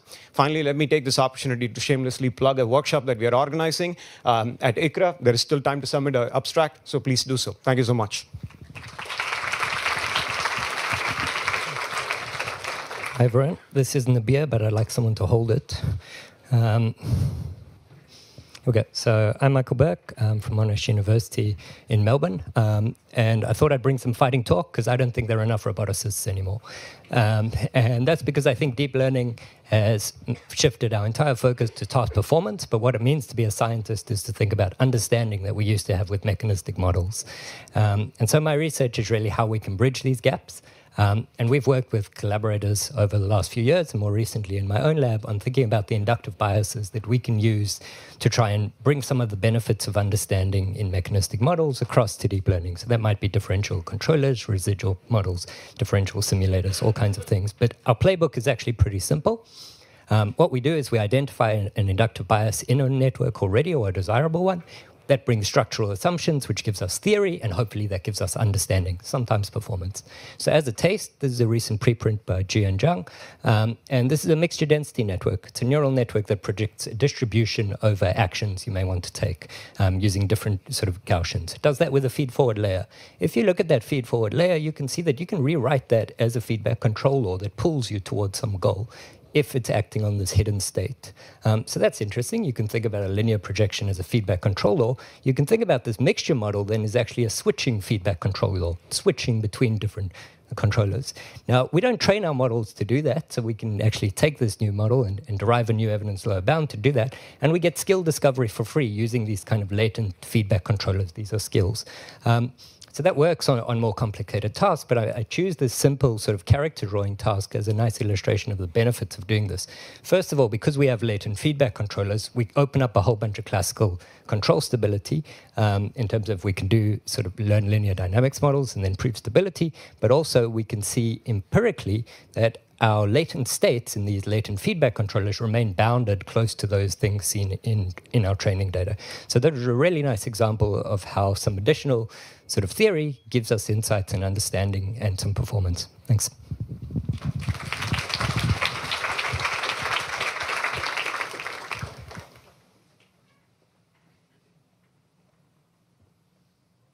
Hi, my name is Bamjun Kim. I direct the Humanoid Generalization Lab at KAIST.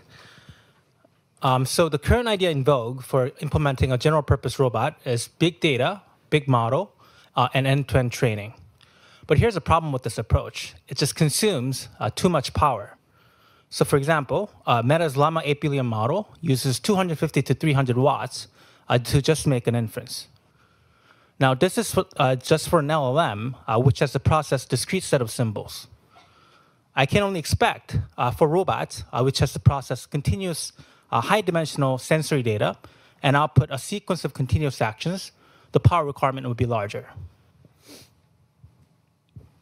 So as a researcher, I believe there's something to be done here because it turns out the humans only use 20 watts of power when we're asleep or when you're intensely using our brain. So the most general-purpose information processing system on Earth uses only 1/10 of the power of the general AI systems out there.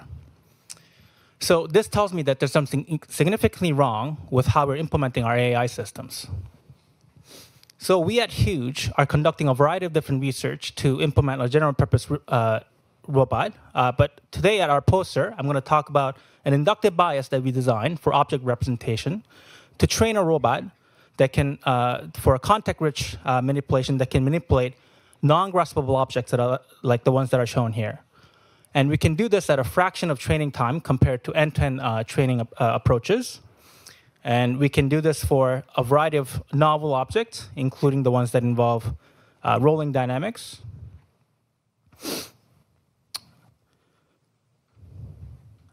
And everyday object like the detergent box. Okay, so if you're curious, I'll be happy to talk to you at the poster, and thank you for listening.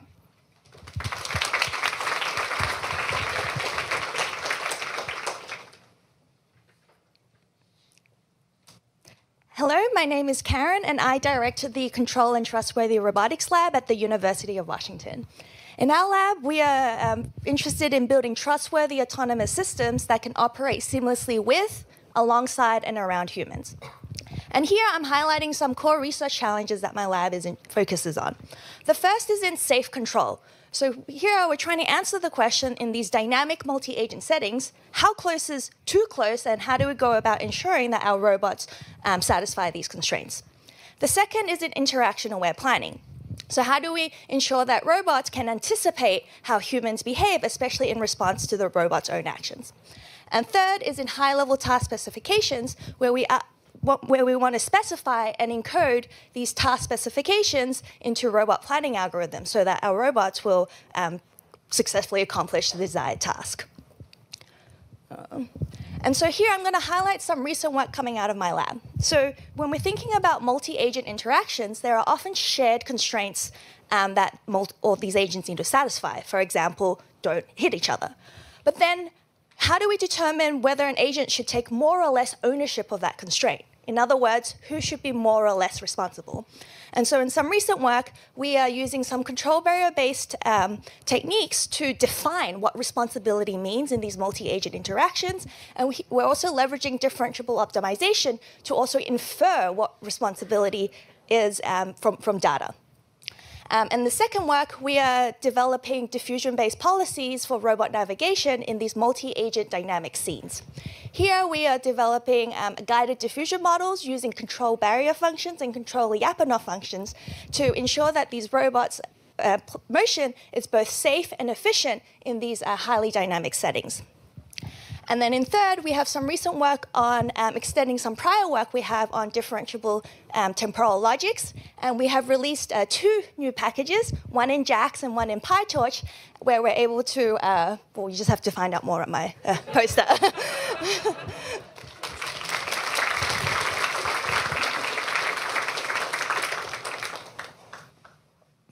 Hey everyone, I'm Shreyas Kausik. I direct the Safe Robotics Lab at Georgia Tech, and I just really don't want to get killed by a robot. It's my whole thing.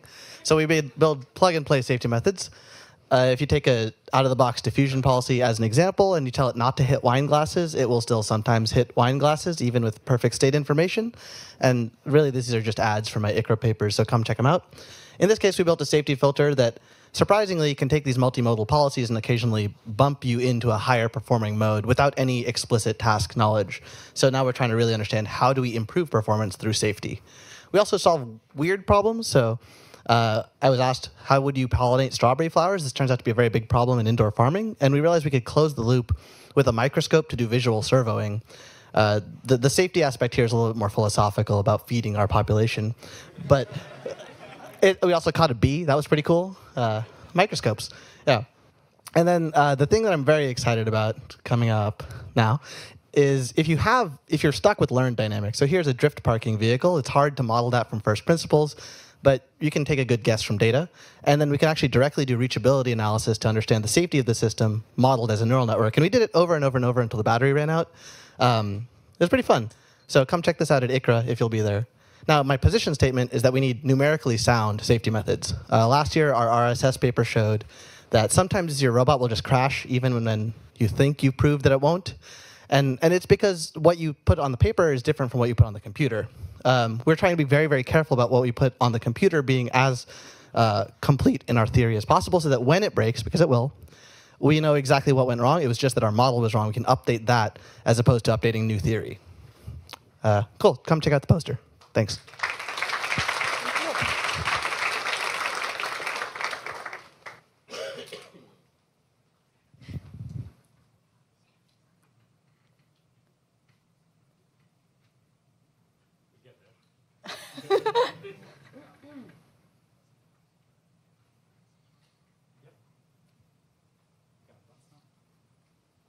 Oh, okay. Hi, my name is Nok from Iowa State University. I also don't want to be killed by a robot. So my work focuses on correctness of learning-enabled autonomous systems. And particularly, we focus on the unique characteristics of these systems.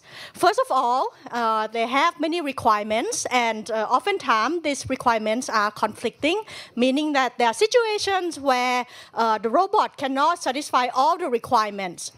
But they cannot give up. They have to do something. And these requirements are not equally important. Some are much more important than other requirements. There's also inconsistency with human operator systems. And on top of that, they also have to handle uncertainties, all sort of uncertainty, both within the system and also with the environment in which it operates. And so my work focuses on 3 aspects of these systems. First of all, what correctness even means in this setup, right? How do we break rules in a correct way? So that's part of the specification language. We also look into how to design planning, control, and perception component so that the complete system will be correct. And lastly, we also look at the analysis of the complete system, knowing that the perception will never be perfect. What does that mean in terms of the complete system? If you want to hear more of this, please come to the poster.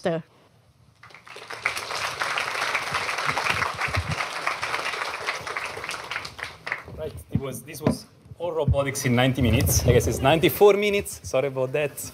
Let's give another round of applause to all the speakers. Thank you so much. And to pass it to Amanda for the panel discussion. May I invite our distinguished panelists to please take place?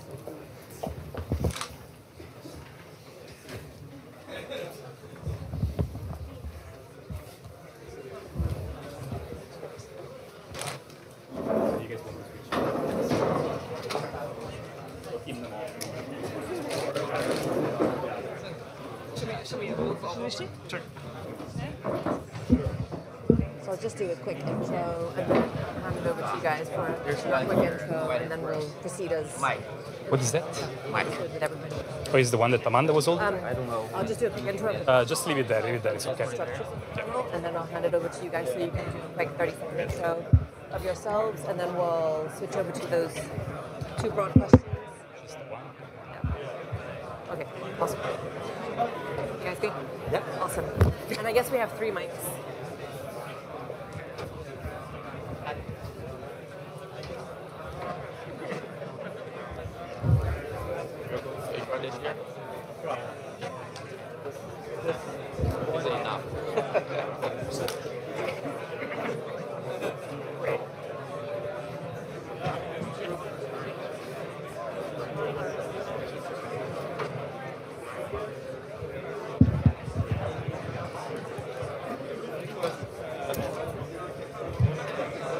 Okay, can I please ask everybody to take their seats?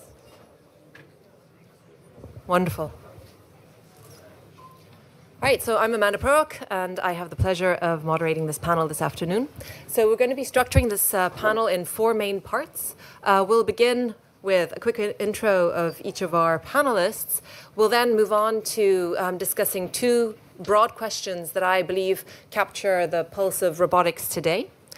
We'll then move on to 10 minutes Q&A, for which I will invite audience participation. So please put your thinking hats on and come up with a couple of questions that you'd like to ask our panelists. And at the end, I hope we have 5 minutes left. We'll go through a quick fire round of yes and no type Q&A with our panelists that I hope should be quite a bit of fun. Okay, so why don't we get started? And I'll start on the right-hand side with Van. Would you like to introduce yourself? Hi, my name is Van from JAIST, Japan. So I'm the hardware guy, and my work is focused on the machine intelligence, mostly on implementing embodied intelligence through the adaptive morphology and thorough awareness of the physical world surrounding, and aim for the robotics that are efficient for accomplished tasks, but with less computational burden and also resource to the brain. And my main research is on the robotics, soft robotics, and also bio-inspired and tactile sensing. Thank you. Thank you. Hi, everyone. My name is Janet Volk. I'm an assistant professor for robotics at Stanford. And my background is in perception-based manipulation and planning using learning. And I started out with working a lot on just grasping and transition now to manipulation. I'm very interested in mobile manipulation as well, and not just using RGB data, but also a sense of touch and other modalities. And so therefore, I'm really excited about the poster session later on to dive deeper into all the wild claims people have made just before that. Hi, my name is Jana Tunva. I'm from KTH, Royal Institute of Technology in Sweden. I am one of those people who don't want to be killed by a robot. So my research is in formal methods for robotics, formal methods understood very broadly as rigorous techniques for analysis, verification, specification of systems. We use anything from temporal logics to reachability analysis to control barrier functions. And the whole trick is that this is really nice, under nice assumptions in nice lab environments. So our question is, how do we bring it to real open world with robots, with people, and that stuff? I'm Ram Vasudevan. I'm an associate professor at the University of Michigan. My work broadly is focused on how do we take optimization-based methods and try to deploy them into robotic systems and try to make that work effectively.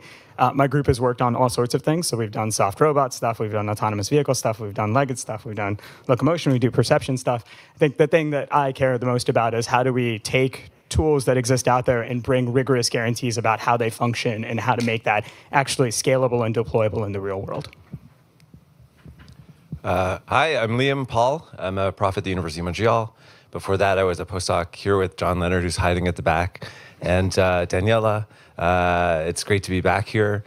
In our lab, we mostly think about building representations, or that's what I think about. I'm also affiliated with Mila, and so there's a lot of deep learning folks around me, and so there's a lot of learning-based stuff that also happens.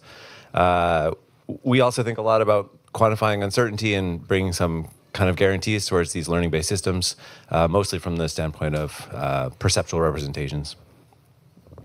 Fantastic. Thank you very much. Okay, we'll now transition to a warm-up question. Here we go. Do you think that the introduction of data-driven approaches is making robots more robust and reliable, or should we be focusing on more hybrid architectures that only partially leverage data-driven modules? Where should we begin? Right in the middle, Ram or Jana? Okay.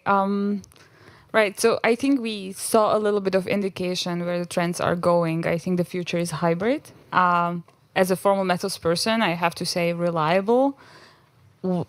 There's a lot of things hidden behind that word, like safe, guarantees, trustworthy, trusted, all of these things. So to me, that's what's maybe currently missing in data-driven approaches still. And Janet has a reaction. No, I fully agree with Jana actually on this. This is definitely missing. So if we think about robustness and maybe resilience and all of this in data-driven methods, I think there are two aspects to it.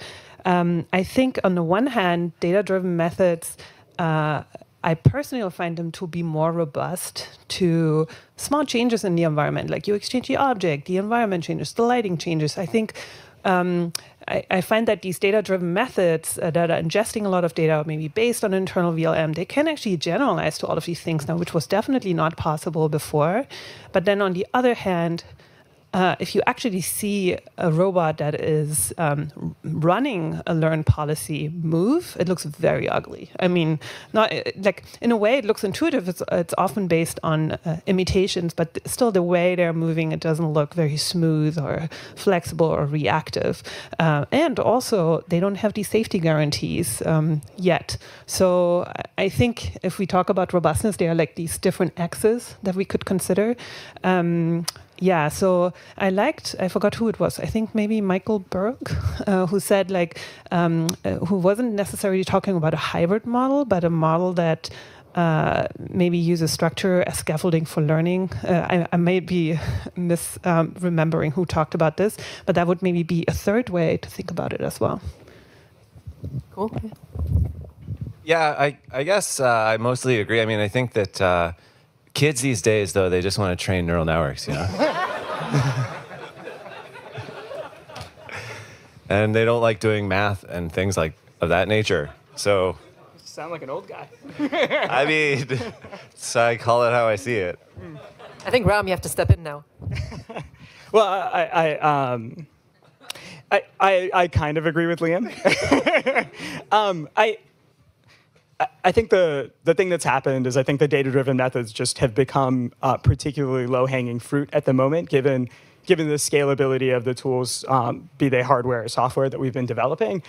Honestly, I think maybe I'd even argue that the question presents this weird false dichotomy. I would assert maybe that model-based methods have a lot more to say, that they just still haven't. The story still hasn't been told completely. In fact, like the ways that we're thinking about introducing safety in a lot of these instances, even in these hybrid architectures, are things that are so driven by models. But I think all of the easy things when it comes to models have already been done. And so like in a lot of ways, we need these sort of more fundamental tools that can address these much, much harder problems. I think maybe a nice way to describe it is like, at the turn of the 20th century, around the turn of the 20th century, the three-body problem was presented to a bunch of mathematicians around the world. And the argument was, can we come up with a way to solve this multi-body problem and understand how it works? And the solution, the resolution there was not anything that had been discovered before, though like these geometric techniques were particularly in vogue at that moment. It was this idea of thinking about algebraic topology as this completely new revolution in the way that we thought about these types of problems. And I think at the moment, these data-driven methods have become our geometry of the moment. And I think there's a seismic moment, hopefully coming soon. Hopefully I'll be around and not, sitting in the corner crying to myself. But I think we'll be able to say much more powerful things if we can develop much more rigorous and powerful tools when it comes to thinking about model-based methods. I just want to dig a little deeper to something that you said. So are you arguing that we're at the end of the fun phase with machine learning and robot learning and transitioning more to, model-based, certifiable, transparent abstract, mathematically rigorous? I think we're at an interesting place where I think these model-based methods, well, I think these learning-based methods are, I don't want to say hitting a wall, but they certainly have some subtle issues associated with them that seem non-trivial to address with just scaling. And maybe the point I'll make is maybe a naive one. I could be wrong 6 months from now, but I think the the lesson from OpenAI or trying to pull out something like GPT-5 has been like this chair that they keep pulling out from under us as we want to sit down. Maybe borrowing Lucy pulling the football just as we're going to kick it is maybe the right analogy. I don't know if scale is necessarily going to address the problems when it comes to data-driven methods in the way that maybe everyone is aspiring to in this room. I think there has to be something much more deep about the ways that we think about models that maybe is missing here. And again, it's sort of like I'm sitting on a wall complaining. I don't have a solution yet, but I think there's a revolution waiting to be seen. And I hope we can see it in this room. So. Fantastic. Van, do you want to add anything to that? Yeah, how can I add? Well, from the viewpoint of the hardware-focused robotics, so I think the data-driven method is also very helpful to address the uncertainties of the real world. And but if we only rely on the data-driven method, it's not enough. Considering on the uncertainty, not only the surrounding environment, but the robot itself.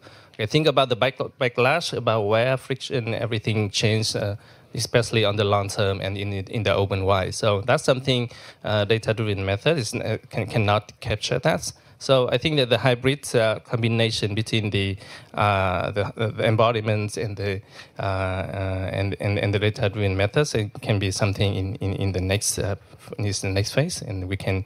I think I'm very optimistic about that. Yeah. I like optimism. Fantastic. We'll transition on to the next question, which is, in the next decade, how do you foresee the interplay between innovation in hardware and software for robotics?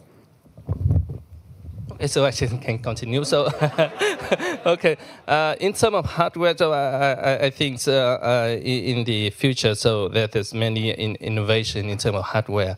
Not only about the form, the shape, but also about the materials it used for that. So with only advance in the materials, so I think we can have very totally like more reliable hardware. In terms of also the sensors as well. So at that time, I think it's really benefit the software or learning. So that can deal better with the uncertainty of the surrounding environment.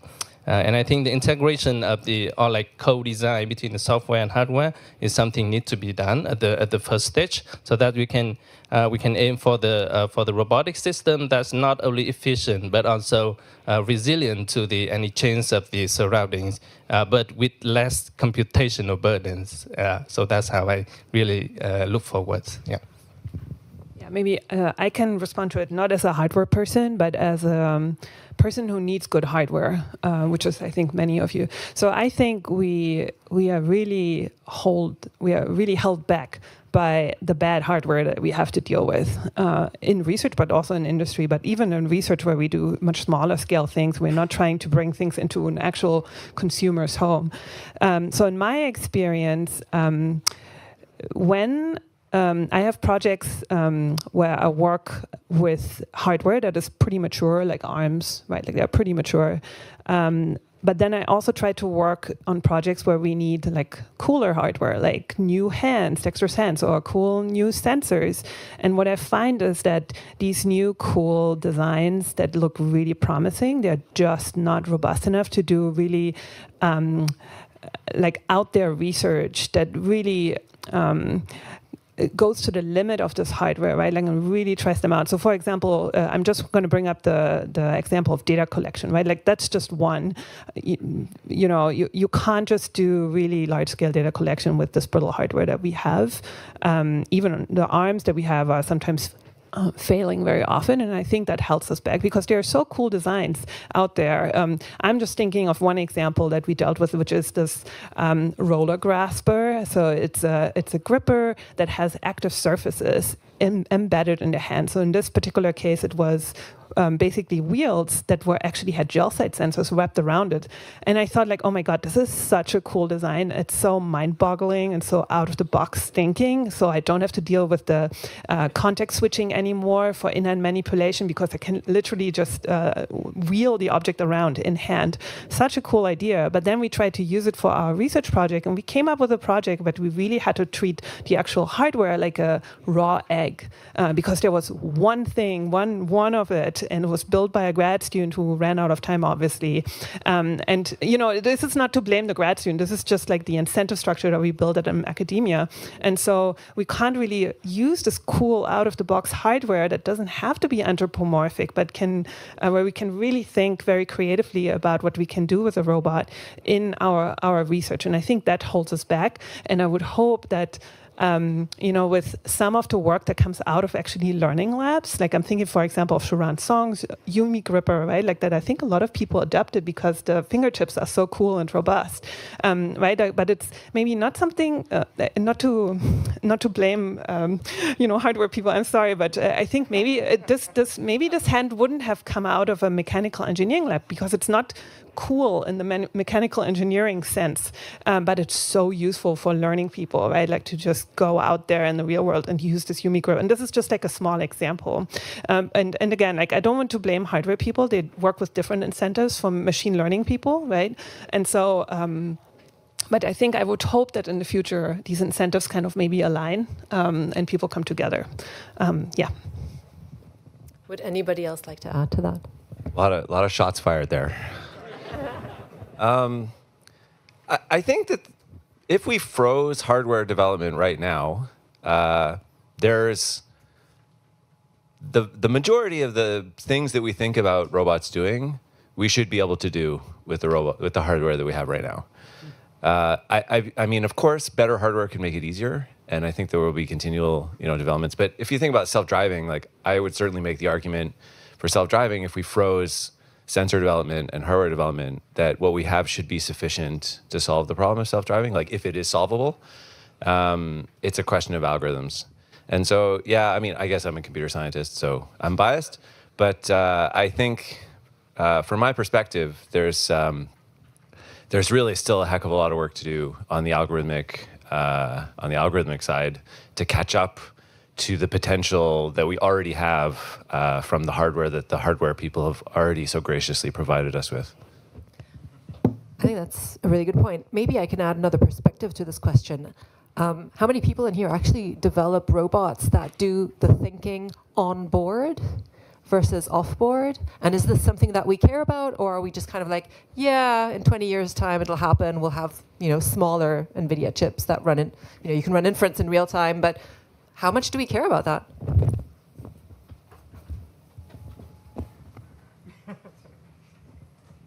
I care a lot, but my students only want to train neural networks. I don't know. Alrighty. Yeah. I think that's a mic drop. Yeah. So I don't work with these really tiny robots, right? Like the UAVs who have really resource constraints. But I do work with mobile manipulators that can at least carry a laptop or a nuke or something like that. So I'm less resource constrained. But yeah, I think it's going to be really important, right? Like how much battery power these things actually need on board if they really get out in the field.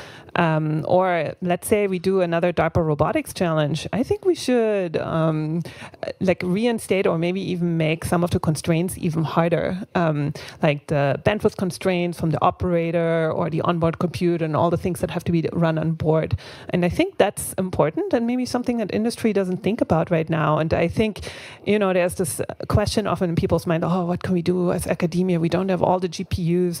Well, there are some good examples, for example, from the graphics community that showed they thought, all the cool research happens in the industry at some point, but they actually came up with really fundamental methods to speed up, for example, rendering and things like that. And I think that's also a really good place to be in academia as well, maybe, to think about. Yep, love that. I think it is a really good moment to transition to questions from the audience. And we have a couple of mics. Do we have some runners?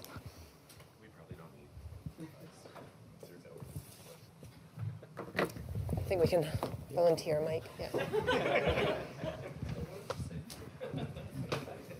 Hi, thank you very much for the panel, and thank you to our esteemed panelists. One of the questions I have as a researcher who's also been working in industry is, especially with the promise right now that a lot of large companies are making right now with, they're pushing ROI and they're saying, these robots are going to be released as soon as like 2026 or 2027. Whereas, again, I'm trying not to make it sound like an either or situation, but at the same time, I feel like a lot of research is very, extremely careful with what is being developed in terms of there's an IRB and then there's oversight in terms of is this experiment going to be safe or not? Is it going to be careful? And so I'm wondering, in that sense, do you see this level of innovation happening from companies as being until they hit the wall kind of situation, in which case do you see that as being they're advancing as fast as they can, but they're not really taking the ethical considerations?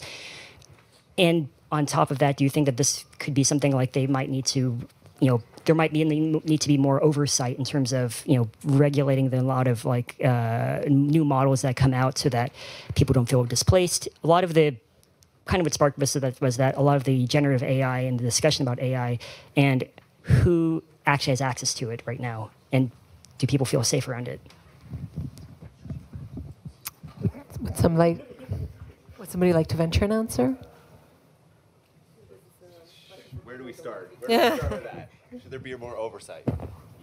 Probably. Probably there should be more oversight. I mean, I think the problem that we're running into at the moment is that companies have an incentive to at least overpromise, and then basically what ends up happening is, the autonomous vehicle example is a really great one where, Ford's CEO in 2014 promised that there would be a bunch of AV fleets deployed by 2020. And it turns out in 2018, he was fired and he disappeared, right? And so, I mean, that's basically what ends up happening with a lot of these companies in these types of timelines. So that's sort of setting expectations around how difficult robotics is broadly.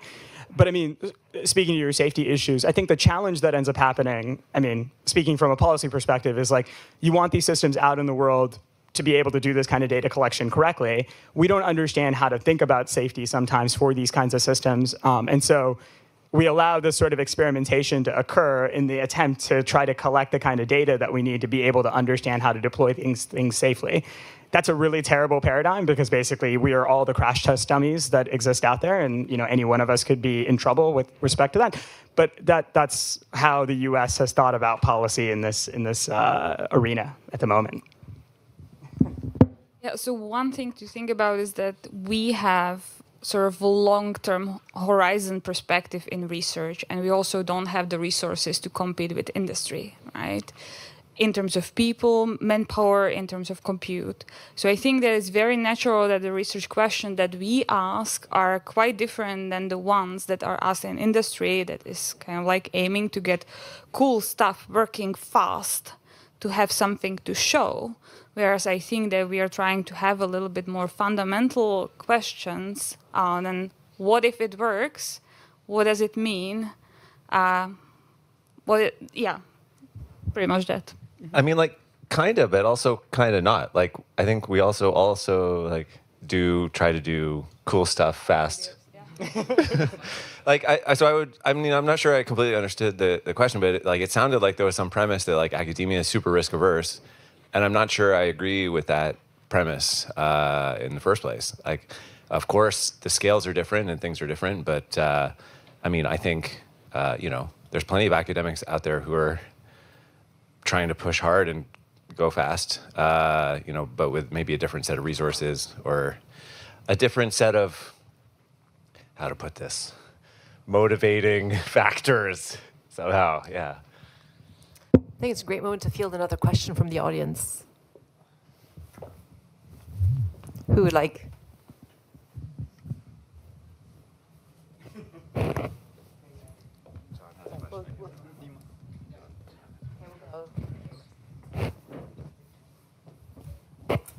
All right, as a person who tried to find the middle ground between learning and planning, so up until, let's say, a few years ago, the way to do motion generation was with planning, right? This was the standard. These days, it seems that everything is learned policies. Where do you see the future going? Do you think planning will go away and we'll be able to do everything with imitation learning? Is there still room for planning? What's the deal? Okay, Nadia, I hate planning. So I made this point at a debate at ICRA, I think last year. It was more of a joke, but it also comes from a trauma that I have as a perception person in robotics, where I always, doing my PhD, wanted to integrate. I'm like an integration person. I love bringing systems together, actually. And so within the context of large European projects that paid for my PhD, we had to meet like all in a room for 2 days and put our stuff together across different countries. And yeah, it was always like, yeah, I have this perception module, but it's not giving the perfect environment model or it tracks the object perfectly, and we can't work with that. And I'm like, maybe you're starting off on false assumptions, right? Like of having perfect information about the environment. So that's kind of where my trauma with planning comes from. And so I think that's where I think planning methods could be interesting to loosen up the assumptions there on how much is actually known.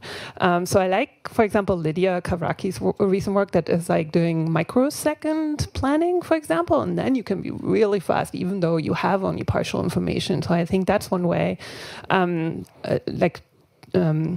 that. Then I think planning has a role in just simulation of just like data generation, really, because you can use it there to generate tons of data in underprivileged information. I think there it has a big role. Then as far as I know, and I'm not part of Waymo or anything, but I think they're using imitation learning for generating their commands, but then they use a traditional system to actually check the imitation learning trajectories for safety, right? And so these are based on traditional trajectory optimizers and cost function and all of this. So I think there it has a role again. And then I think our architectures for learning policies are really bad. I mean, come on. I mean, they use so much data, and I think we can do so much better. We need kind of like a DeepSeek for robot policies, maybe.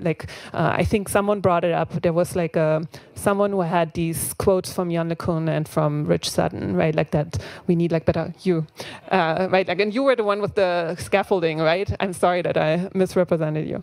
Yeah, so I liked your slides. I'll come to your poster. Anyway, but yeah, I think there's like so much more to do on the policy architecture to make the action representation also sucks, right? Nadia? Yeah.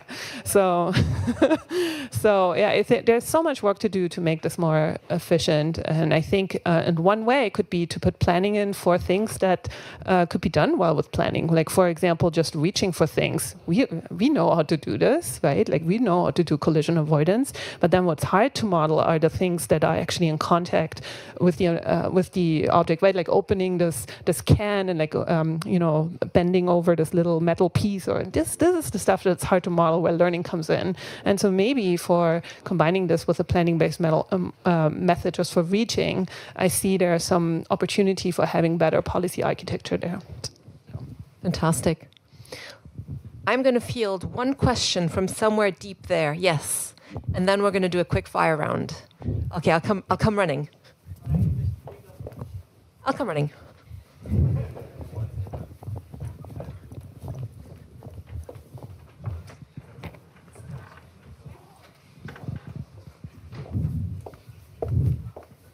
Hi, thank you so much for the talk.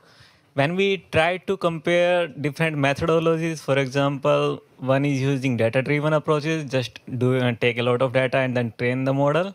And second is when we actually know something about what's going to happen, for example, in Newtonian mechanics, we know how is it going to perform in the next time step.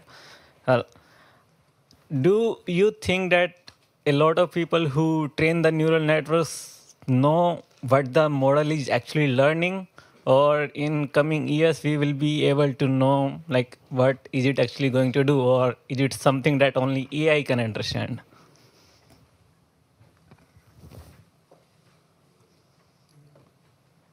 I think maybe Michael Burke can speak to that. I don't know.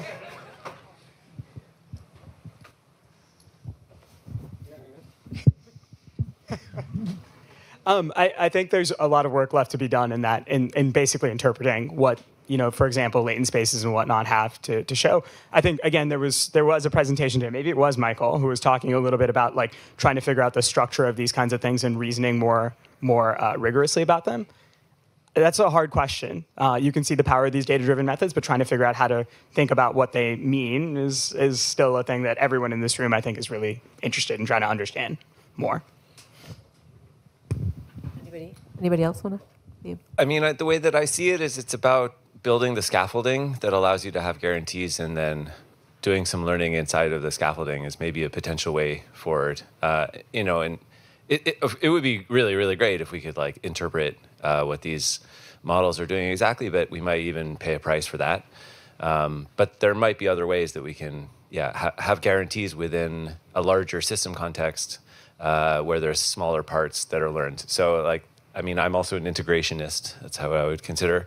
And this is the way to think, in my opinion, is that let's try and leverage all of the best things that we can from all the tools that we have at our disposal and put them together in ways that get the system performance that we're after. Okay, I think we'll now do a couple of quick fire questions. So these are fun because all you guys have to do is say yes or no. And then we'll just go yes or no, yes or no, yes or no. And then we'll give a couple of minutes for justification. Anybody who wants to add anything on top of that? Yeah, a little bit more work. So the first one is humans will always be required in the loop. Yes. Yes. Yes. No. I mean, like, what are we talking about? Wait. You have to follow the rules here. It depends on the loop, but so no. Anybody want to add some flavor to the answers? I mean, if we don't do robots for humans, who are we doing them for? So humans have to be in the loop in one way or another, at least as a feedback or someone who wants something as a stakeholder. Depends on the loop. Okay, next one. Similar but different. Within 10 years, there will be humanoids deployed in public spaces. I hope not. Yes. Yes. Yes. Yeah, probably.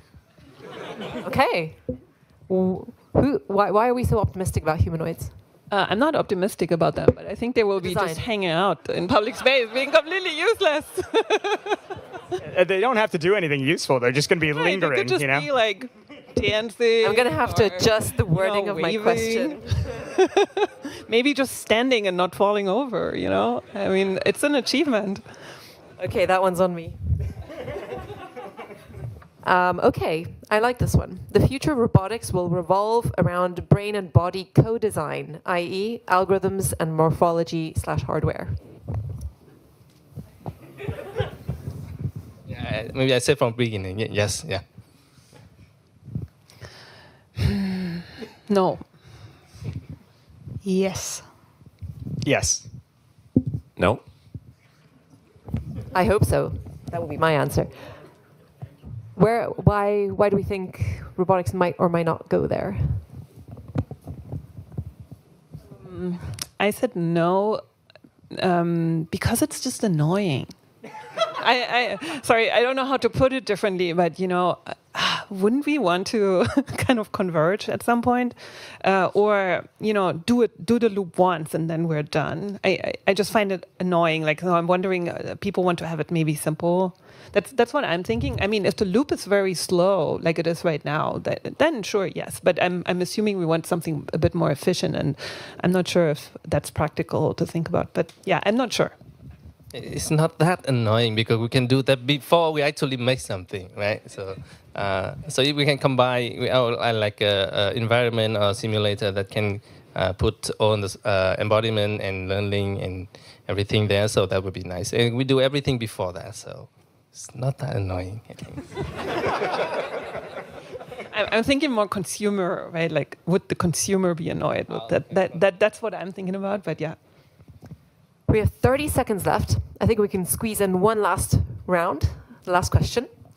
Okay, so here we go. Within 10 years, simulators and offline data sets, both real and synthetic, will be of such high quality that online real-world learning will become superfluous. No. No. No. No, we should all agree. Come on. You're going to be a contrarian, aren't you? I mean, no, but be very, very, like, close. Liam, give some more flavor to that. I mean, I think that within 10 years, yeah, we're going to be able to build simulation environments that are going to be able to get us really far, like really close. And then it's like that, you know, maybe just a little bit of real world data at the end. But going all the way to not, like, why even, you know? Why make your life hard if it doesn't need to be hard? But yeah, I think that there's a lot of progress to be made in this area, in my opinion. Jeanette, you have the last word. Thank you. Yeah, first of all, who provides all the assets, right? Like, even if a simulator was kind of good enough for objects, right? Like, who's even designing all the environments and all of that? So annoying. And sorry, I'm like very driven by annoyance. But the other thing I want to add, right? Like, there are things right now that are really hard to simulate. Anything like liquid, deformable, you know, like granular material and stuff. But here's something even more annoying to simulate. People, right? And so if what Jana said, right, like, it's like, of course we have a person in the loop, and a robot is probably gonna, many robots are gonna act around people. I mean, it's so hard. I mean, I don't work with people because they're just too hard with me. I mean, like, in my research, sorry, I have people as students, but you know, I don't do HRI. Sorry, I don't do HRI. So because I find it so hard to work with them, people are annoying. I don't know, to add this again. With that, I would like to thank our panelists for such a vibrant discussion. Thank you so much, and thank you for your attention. Thank you.